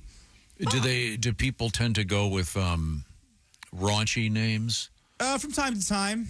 You'll get a raunchy name on there. I can't think of any off the top of my head. Is it policed at all? It is policed. Okay. Is it really? And you can like report people. Sometimes if you have an inappropriate name and you beat me, guaranteed I'm reporting you. You can't have that inappropriate name. Hey, Cooter Reader 69, you're toast. No way. You're out of here, pal. It's funny until you're better than me. Then I get rid of it.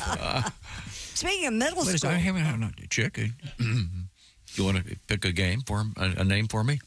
Should I be on video game? Game? Big pain in the ass? Or just big pain? How about big pain? Big pain. How many letters are you allowed? How about fun killer? Good question. That would be fun too because Big Daddy Pain. Sometimes if you get killed in a game, it'll tell you who killed you. So it'd be you just got killed by a big pain in the ass. That could be pretty funny. That's pretty good. A big pain in the ass just scored on you. Yeah. I like this. This is fun. I'm sorry, Christy, you're back over there. What are you Well, we're talking about middle school. 24 sets of twins graduated from a Massachusetts middle school. Pollard Middle School in Needham has 454 students in its 8th grade class. Out of that, it has a historic number of twins. Pollard Middle School student Avery Trachtenberg said it's crazy to see how many. 24 sets of twins all graduated together. Speaking to 7 News, twin Michelle Shiftman said, on April Fool's Day, we switched classes and it actually worked. What's her last name? Her last name is Shiftman. Oh, there's an F in there. Yeah. That's lucky. My favorite part about being a twin is when they mix us up because it's very funny when they're trying to talk to me, except they accidentally say my sibling's name, according to twin Cal Hammerstand. Do they all have insane last names? They're not just twins. They're all named by Dr. Seuss. Shiftman and Hammerstand. Hammerstrand, I mispronounced. Well, by the way, someone should check the water and see what was what was happening, whatever, I don't 14 know. years ago when these kids were all born or all conceived. Most importantly, the twins say they love always having a friend by their side. Oh, that's nice. Aww. That's really Now, if you had an identical twin, Christy Lee, would you be in the dress alike or dress differently category? If I had identical twins, I still dressed mine alike, kind of, even though they were 3 years apart. So, when I went to day camp, there were the boys. They always dressed the same. Yeah. Dave and Paul. How old? Paul. Until they get to be an age where they can decide themselves. Yeah. Yeah. When they're little, it's cute. Do you ever think you might want to have a twin, Josh? No, I'm happy with my 3 bros. Yeah. Well, you have twin niece and nephew, right? Yeah. They don't dress them alike. No, but they'll do cute things like I got them. One was had a piece of bread with jelly on it and said jelly, and then the other one had a piece of bread with peanut butter on it and said peanut butter. I love that. So that kind of thing where they're pairs, but not. That's sweet. Yeah, I love them. They're funny. Well, good. Well, good for the kids. I make them fight. This portion of the Bob and Tom Show is brought to you by our friends at Simply Safe. Yes, indeed. We recommend investing in Simply Safe Home Security today for your home security system. Simply Safe Advanced Home Security that puts you first. Summertime is pretty much here, even though it doesn't officially say summertime on the calendar yet. You're going to be away from home more often. Have peace of mind on the road with a Simply Safe home security system. You can check in with your home on your smartphone with your app anytime you'd like. Multi-cameras, high definition inside and out. You keep an eye on your compound. Check on your puppy dogs. Simply Safe also offers 24/7 monitoring, accessible to everybody with a low upfront cost and monitoring plans for less than $1 a day. You can install the system like I did. It's easy to do, or you can have a pro do it. It's your decision. No contract. It comes with a 60-day money-back guarantee. And by partnering with Simply Safe, I've gotten peace of mind, and you can too. At a great price, get an exclusive 20% off any new Simply Safe system when you sign up for Fast Protect monitoring. Just visit simplysafetom.com. That's simplysafetom.com. And remember, there is no safe like Simply Safe. Thank you very much, Chick McGee. Coming up, we have more exciting news for you. And a crocodile in the news, at least temporarily. This is the Bob and Tom Show.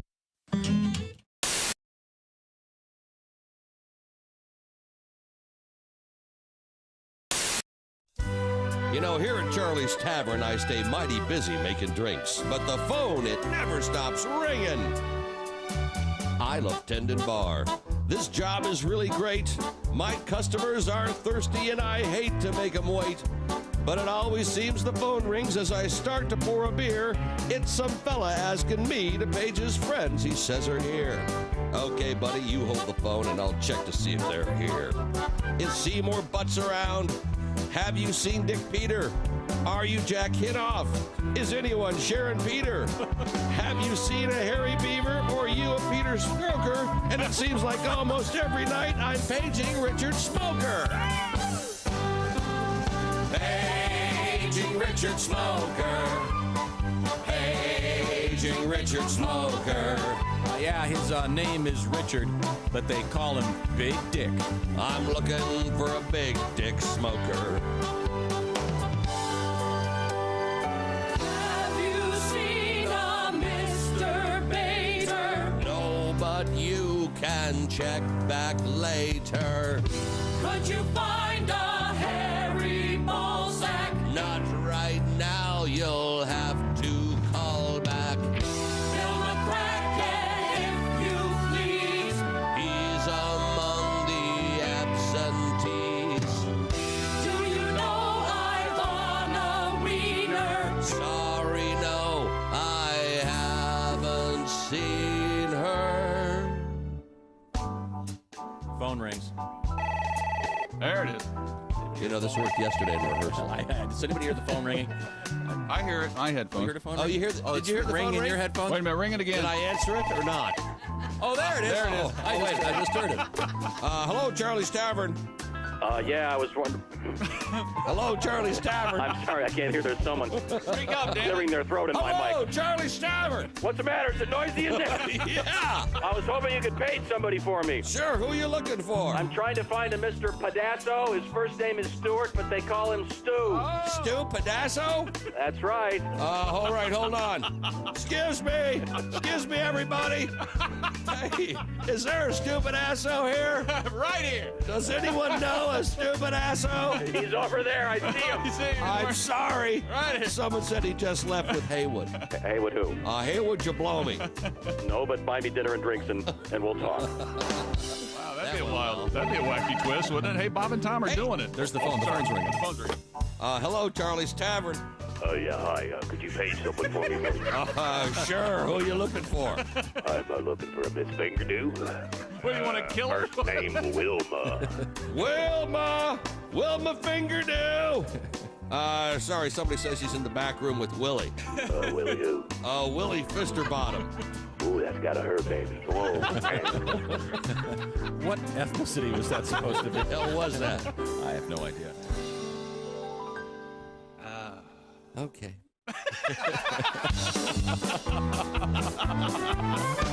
They call here several times a night, and it's always the same. He asks me if I'll page his friend, and then he says their name. Hey, is B.J. Hunter there? Can you find a Peter Wanker? I'm looking for Amanda Kiss. Have you seen Woody Spanker? Paging Richard Smoker. Paging Richard Smoker. Yeah, his name is Richard, but we call him Big Dick. I'm looking for a Big Dick Smoker. Really? My song is nearly over now, so I'll cut to the quick. Who knew there were so many guys named Peter, Rod, and Dick? And if you see somebody, or if you need somebody, Paige, let me be quite blunt. Uh-oh. I'll try my best to find him, or my name's not Michael Hunt. Paging Richard Smoker. Paging Richard Smoker. Yeah, his name is Richard, but they call him Big Dick. I'm looking for a Big Dick Smoker. Paging Richard Smoker. Is Mike Hunt here? Paging Michael Hunt. It's not on the script. Paging Michael. You're supposed to say. Paging Michael Give me the last Hunt. part of the song again, would you please, Steve? You're supposed to say paging Michael Hunt, then say paging Richard Smoker. Hunt here. Paging Richard Smoker. Oh yeah, name is Richard. They call him Big Dick. I'm looking for a big dick smoker. Paging Richard Smoker. Paging Michael There Hunt. we go. Paging Michael Hunt. Is Mike Hunt here? Trash, bigger booger, broken glass, orange tang, wild thing, owl gang, do lang, aunts, uncles, nephews, nieces, forward, backward, Reese's pieces, uppercase, lowercase, upper, lower, upper, housefly, homework, 10 steak, big jerk, never change your password, never change your password, never change your PASSWORD. Oh, that worked. Yay. All right.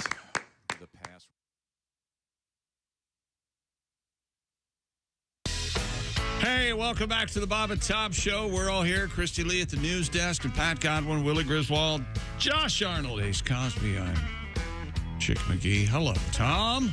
Hello. Thanks very much for joining us. And we have Christy at the Silac Insurance News Desk. What's happening? An Australian town being terrorized by a massive crocodile.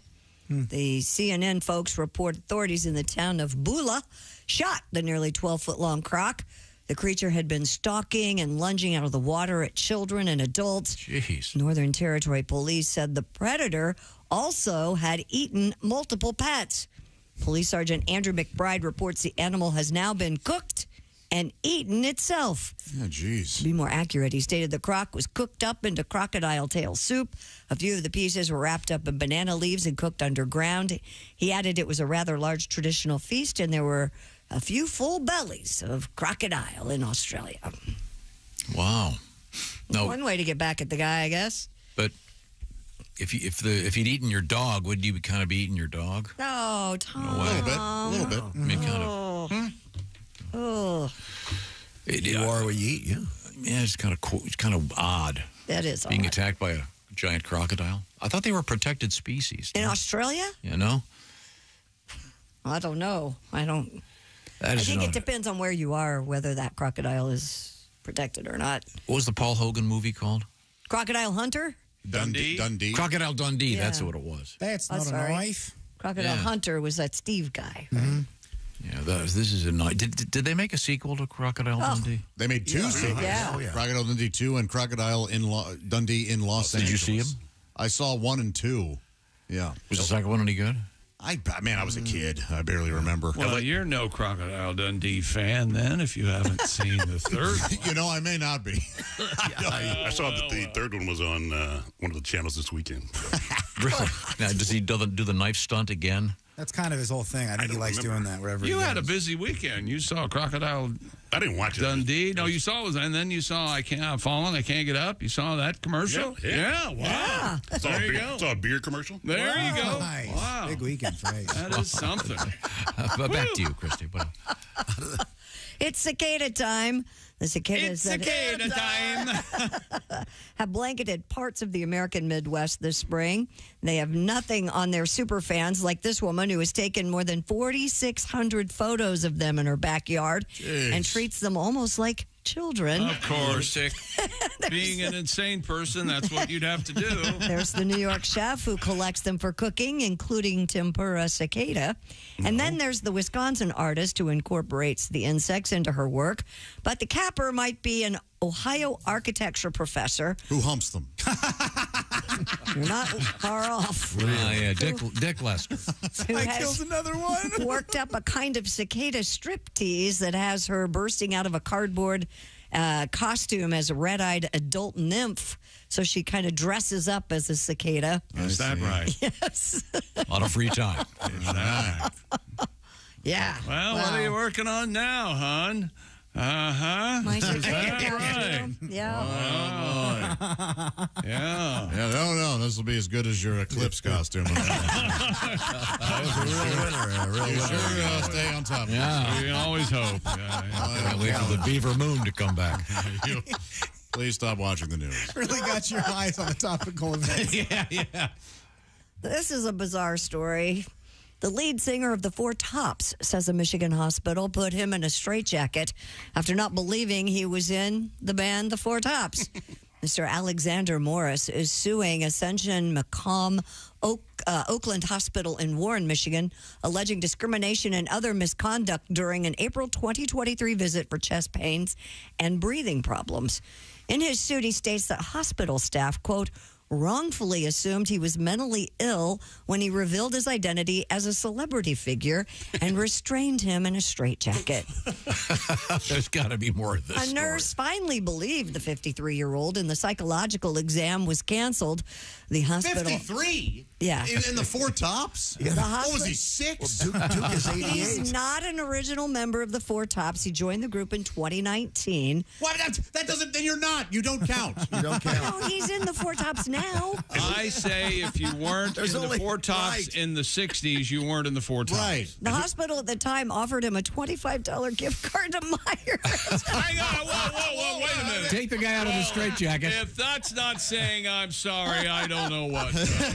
But he refused to accept it and is now seeking more than $75,000 in damages at a jury trial. Or the $25 gift card. You can have that right now. Yeah, they should have known he was in the Four Tops because he kept calling the nurses. Well, the one, Sugar Pie Honey Bunch.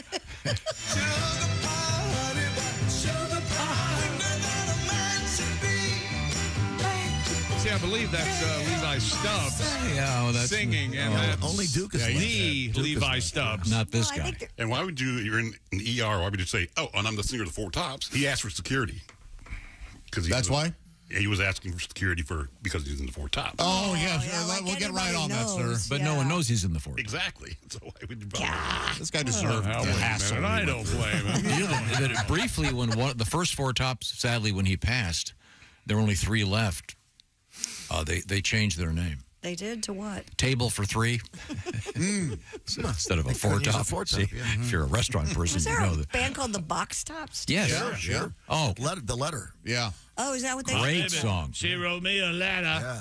Give me a ticket for an airplane. You got time to take a fast. Childish. You don't like that song? It's okay. A great song. Absolute classic. This new guy can't even do the stuff in Levi's key, I heard. He has to drop it down a bit. If you'd like to Nobody hear what can it sounds sound like. Oh, what does it sound like? What do you mean, the Four I'd Tops love with to this hear guy? What do they sound like? Like when they tried to keyboard up a little replace bit Philippe Wynne and the Spinners. You can't do it. Straight jacket ain't no fun. One of the Four Tops, seriously. Oh, I can't unhook myself. I came to the ER to get some help, yeah. Oh, I have trouble breathing, but you don't believe me. I got pains in my chest. Ow! You want to restrain me when you should be doing some tests, yeah. I swear to God, I'm in the Four Tops. Oh, but I can't sing for you now. Oh, give me an EKG. Oh, and a hospital gown. Oh, loose the straps, won't you, hun? I'm not on the album covers. 3 out of the Four Tops are deceased. Oh, that's why they had to hire me. Oh, lose the ties, won't you, hun? Or I'm gonna sue you. Oh, I can't unhook myself. I can't unhook myself. All right. What accent? What accent is that exactly? One of the Four Tops. One of the Four Tops from Latvia. Sound like we have the East German diving team now singing music of the Four Tops. Is it over yet? It's over.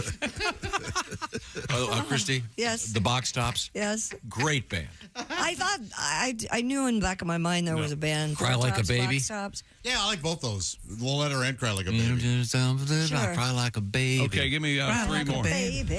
The letter. Okay, Cry Like a Baby. And Soul Deep. Soul Deep. I remember that. Sadly, I do remember that. I had their greatest hits Yeah, album. that title. Here we go. Here you go. Give me a ticket for an aeroplane.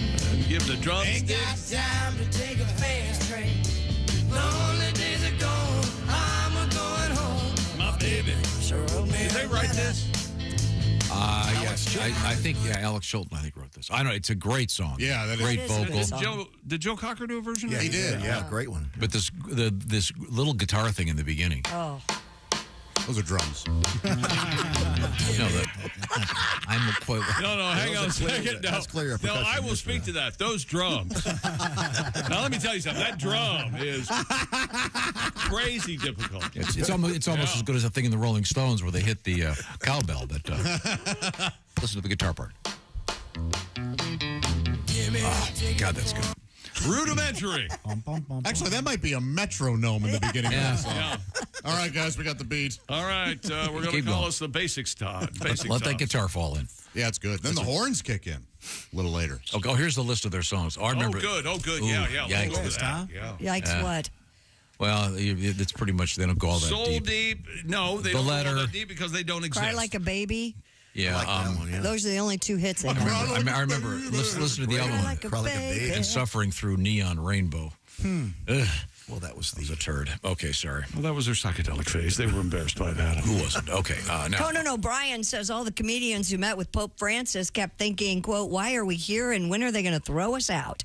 The Pope welcomed more than 100 comedians from 15 different countries, all part of a celebration of the importance of humor. They were welcomed at the Vatican on Friday. Hey, fellas, can you ease off of the jokes about the priests, huh? Okay, just a little bit less of the priests. Our good friend Jim Gaffigan was amongst. So was Burbiggs. Yes, Burbiggs was there. Half of them are atheists. What the hell were most of these Not people Gaffigan. doing there? Gaffigan. I know Gaffigan, isn't it? But you're telling me Burbiggs has any like for a church anywhere? Burbiggs was an altar boy. Exactly. And he does that joke where he goes, I was an altar boy, and the answer is no. Is that a joke? Well, there's more to. I'm not going to do it on the air. I doubt he did it to the Pope or for the Pope either. But I mean, my question is, how did they keep this a secret? I don't know, but they sure did. Because we know a bunch of these people that were there, and none of them spilled the beans. Did you suppose that they all had to rendezvous with JFK and they all got in the same airplane? That would have been interesting. That would have been interesting. I doubt it. Do you think? Well, no. I don't know. No, I know if they had done Gaffigan- that, there'd be a podcast. I know Gaffigan has been in Rome thank for you. a long time. That's the tag that needed. They were just itching to pull a microphone out. Oh, gosh, where's that blue mic in my bag? The Outsiders. That would really be intimidating. To meet the Pope? Oh, don't you think? Yeah. I don't, but it's just because I think it would be so interesting that I would be more like honored than intimidated. I don't know.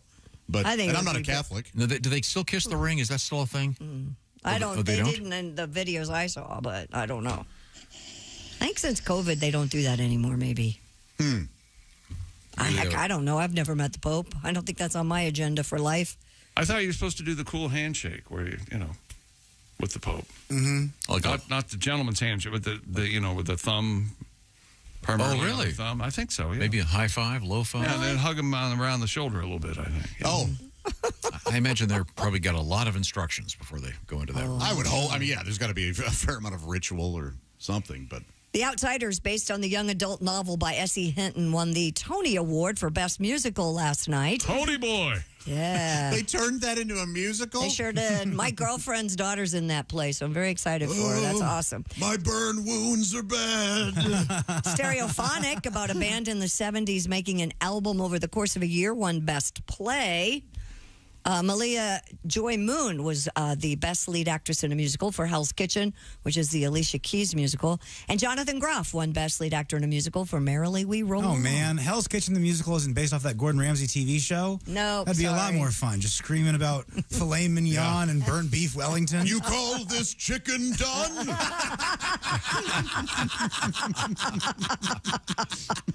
Jeff Daniels is Gordon Ramsay. He was just in a terrible bike accident. Did you see that? Jeff Daniels? Jeff? No, Gordon Ramsay. Oh, okay. No. If Jeff had been the one, I'd feel bad. Yeah. Jeff is a great guy. I don't know Mr. Ramsey. He sure seems like a great guy. Yeah, I don't like all that hostility. I don't either. It's unnecessary. My friend was on Hell's Kitchen, and he got kicked off. And he was kicked off the very first episode, and he played Quidditch. That was like his fun little aside that he was a Quidditch player. Sure. And when he got kicked off, Gordon says a mean little line, and he goes, he believed two things to be true. One, that Quidditch was a real sport, and that he was a real chef. Ooh. And then his face just got lit on fire. Yikes. Never go on reality TV. I don't care about the exposure. My goodness, that's the meanest thing I've ever heard. Inside Out 2 earned a whopping $155 million in theater ticket sales over the weekend in North America. No movie so far has opened with more than $100 million. Bad Boys Ride or Die second. Kingdom of the Planet of the Apes was third. Garfield movie fourth, and The Watchers came in at number 5. Dolly Parton, speaking of Broadway, has been writing her life story as a Broadway musical for several years. Chick, I already got you tickets. I'm going to pass. The musical Hello, I'm Dolly intends to launch on Broadway in 2026. Also, Dolly is introducing a wine collection. First selection in Dolly Wines is a Chardonnay, and it'll go on sale in July. Is it served in big jugs? retailers. It's like a rack. Wine. Well, thank you very much. Well, I'm not done. One more story. Oh, no, you're done. Quincy Jones. All right. No. Keep going. What about QJ? Quincy Jones. Q, just Q. Yeah, will finally get his hands on an Oscar. He's been nominated 7 times, but has never won. The Academy of Motion Picture Arts and Sciences will give Jones an honorary Oscar at the Governor's Awards on November 17th in Los Angeles. Filmmaker Richard Curtis, who made my favorite movie, one of Love Actually and Notting Hill, will get a humanitarian award for his charitable efforts. So those are a couple of the early Oscar wins. There you go. Now I'm done. In sports, did you see this thing about Bill Belichick's dating? Yes, 50-year younger. It says New York Post reports Bill Belichick, 72, was dating a 24-year-old former cheerleader. Yes. Yeah.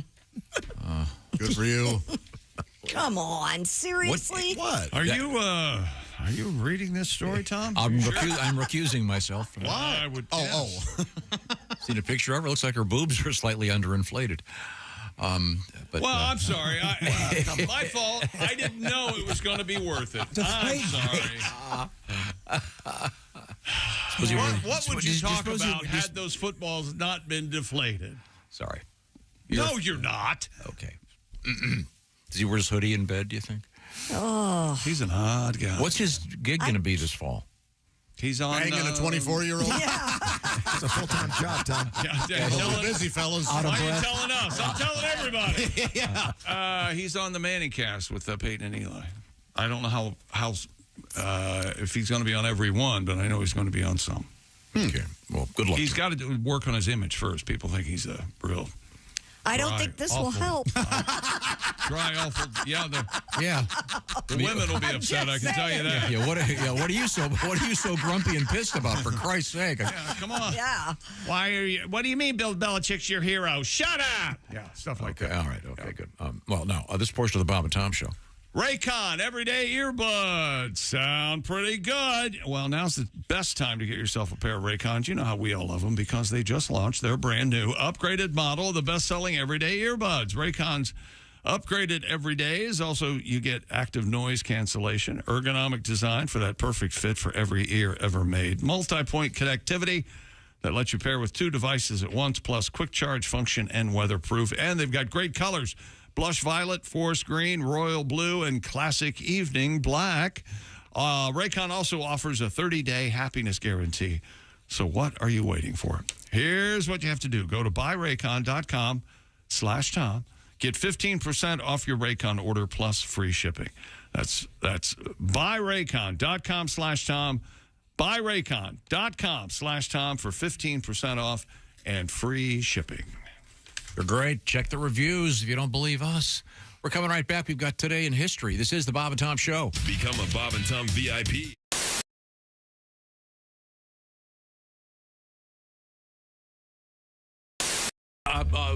Mummy Cass, would you be kind enough to play one more song for us? Then we'll take a little break and come back with more. Is that possible? Yes. All right, baby. We're going to give you a song about a hot dog vendor. Oh, yeah. Hot dog vendor. Oh, I love this one. Who doesn't like a good wiener, baby?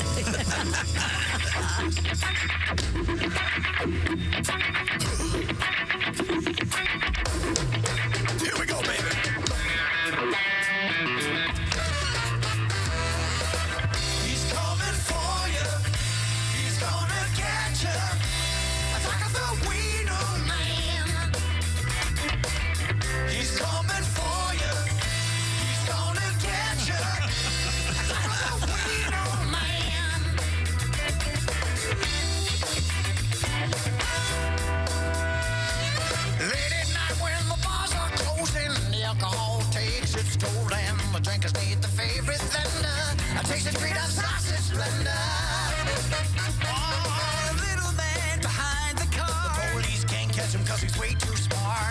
all busted in a big umbrella. How to dance got the perfect combine. He's coming for you. He's gonna get you. Talk about Wiener Man. He's coming for you. He's gonna get you. Talk about Wiener Man.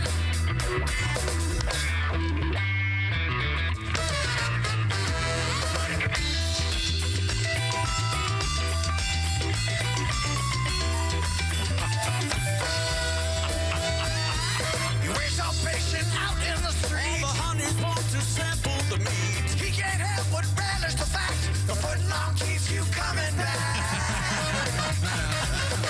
I watch you feeling safe and cold. That's when the Wiener Man makes his move.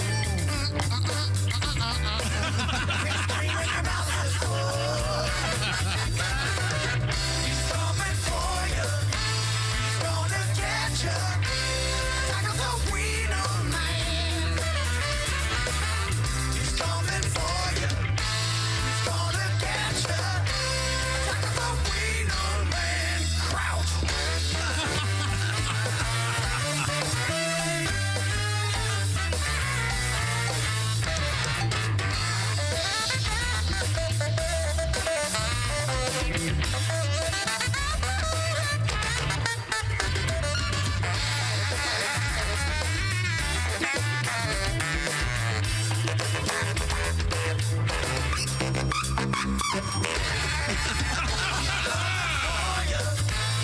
gonna get you. Talk about Wiener Man. He's coming for you. He's gonna get you. Talk about Wiener Man. He's coming for you. He's gonna get you. Talk about Wiener Man. Talk about Wiener Man. Talk about Wiener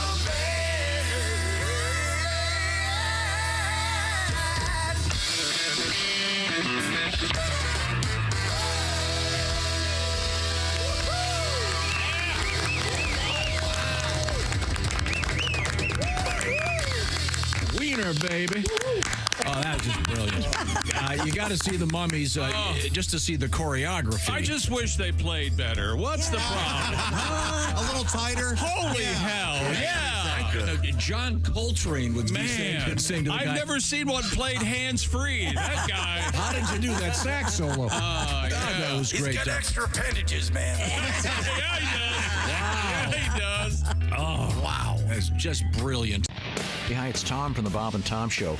Miss some of the show? Become a Bob and Tom VIP and subscribe to the audio and video podcasts. The Bob and Tom Show, on air, on app, and on demand.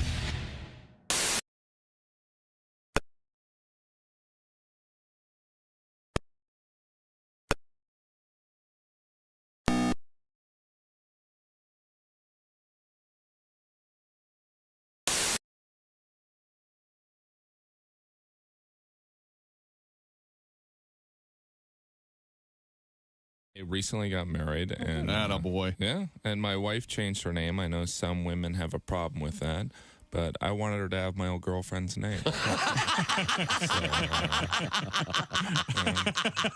must really love you. Call me old-fashioned, but Hell, you got the tattoo. Why not? My wife actually got pregnant on our wedding night. Oh, she did? Yeah, not by me. It was, crazy night. Either way, I'm getting a brother. So. Yeah. Oh my God! Yeah, I don't think her parents like me though, because apparently when you meet someone's mother, you're not supposed to hug her and go, "Oh yeah." Oh yeah. And if their dad's short, don't try and pick him up. Oh, you're like a little baby, Dad. Good morning, sunshine. Bob and Tom Radio. This is Jimmy Pardo. You are listening to Bob and Tom Radio. Comedian Etta May has joined us in the studio. It's back to school time. Are you ready for back to school, Etta? I've got a teenage daughter. Don't send girls to school. You cannot send girls to school. without the right kind of clothes. They become outcast amongst their peers. Oh, yes. Going to school became a stinking fashion show. We're school shopping. My daughter tells me she's going to need new blue jeans. Okay. I go to Walmart. I get her new blue jeans. Well, you think I pooped in her lunch bucket or something. She wads them up, throws them back at me. She goes, Mother, what are those? Teenage daughters talk like this. Yeah, they do. And all teenage girls seem to think the sound is a word. What was that again? I don't even get a response anymore. That's the only. It's like, hey, I told you to get off the phone. I don't know if I'm raising a kid or a cat with a hair problem. Okay.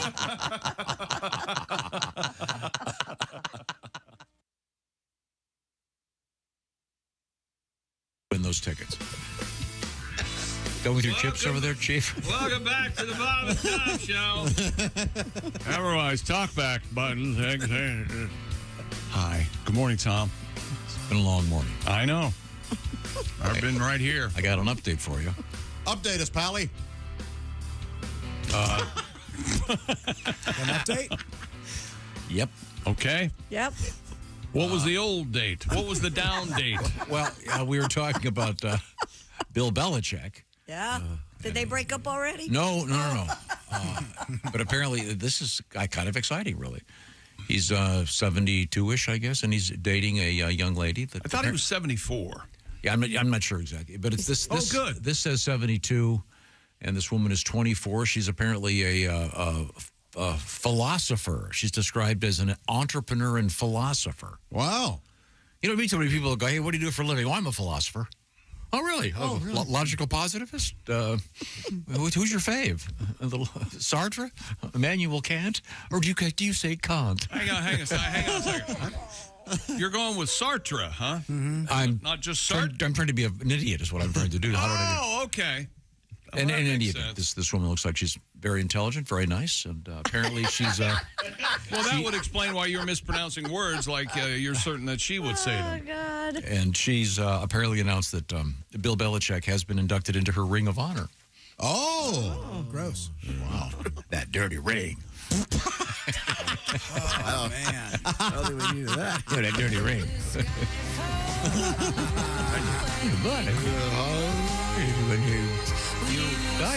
You have to shut up. Okay, sorry. I've got history for you. Please. Time now for Today in History, June 17th. In 1837, Charles Goodyear obtained his first rubber patent. Yeah. He was able to retire after that. No, he kept going. Look, out of everything you've ever punned about, this could be the absolute bottom of the Okay, sorry. 1885, what arrived in New York City, Christy Lee? 1885 in New York City. The World's Fair. I don't know. The new Taylor Statue of Swift Liberty. album. Statue of Liberty. Did you ever see the picture? No. Her head was just it's like Godzilla, just standing up in the front of the boat. No, she was laying down. I've seen No, it. there was part of it, sorry. and just the head was sitting on the deck. On the deck? It's Okay. hilarious. Came from France. Yes, so it did. They shaved its armpits and put it right up. Okay. Hairy women over there. This one I was skeptical, so I did some homework. This says 1939, the last public guillotining in France. 1977.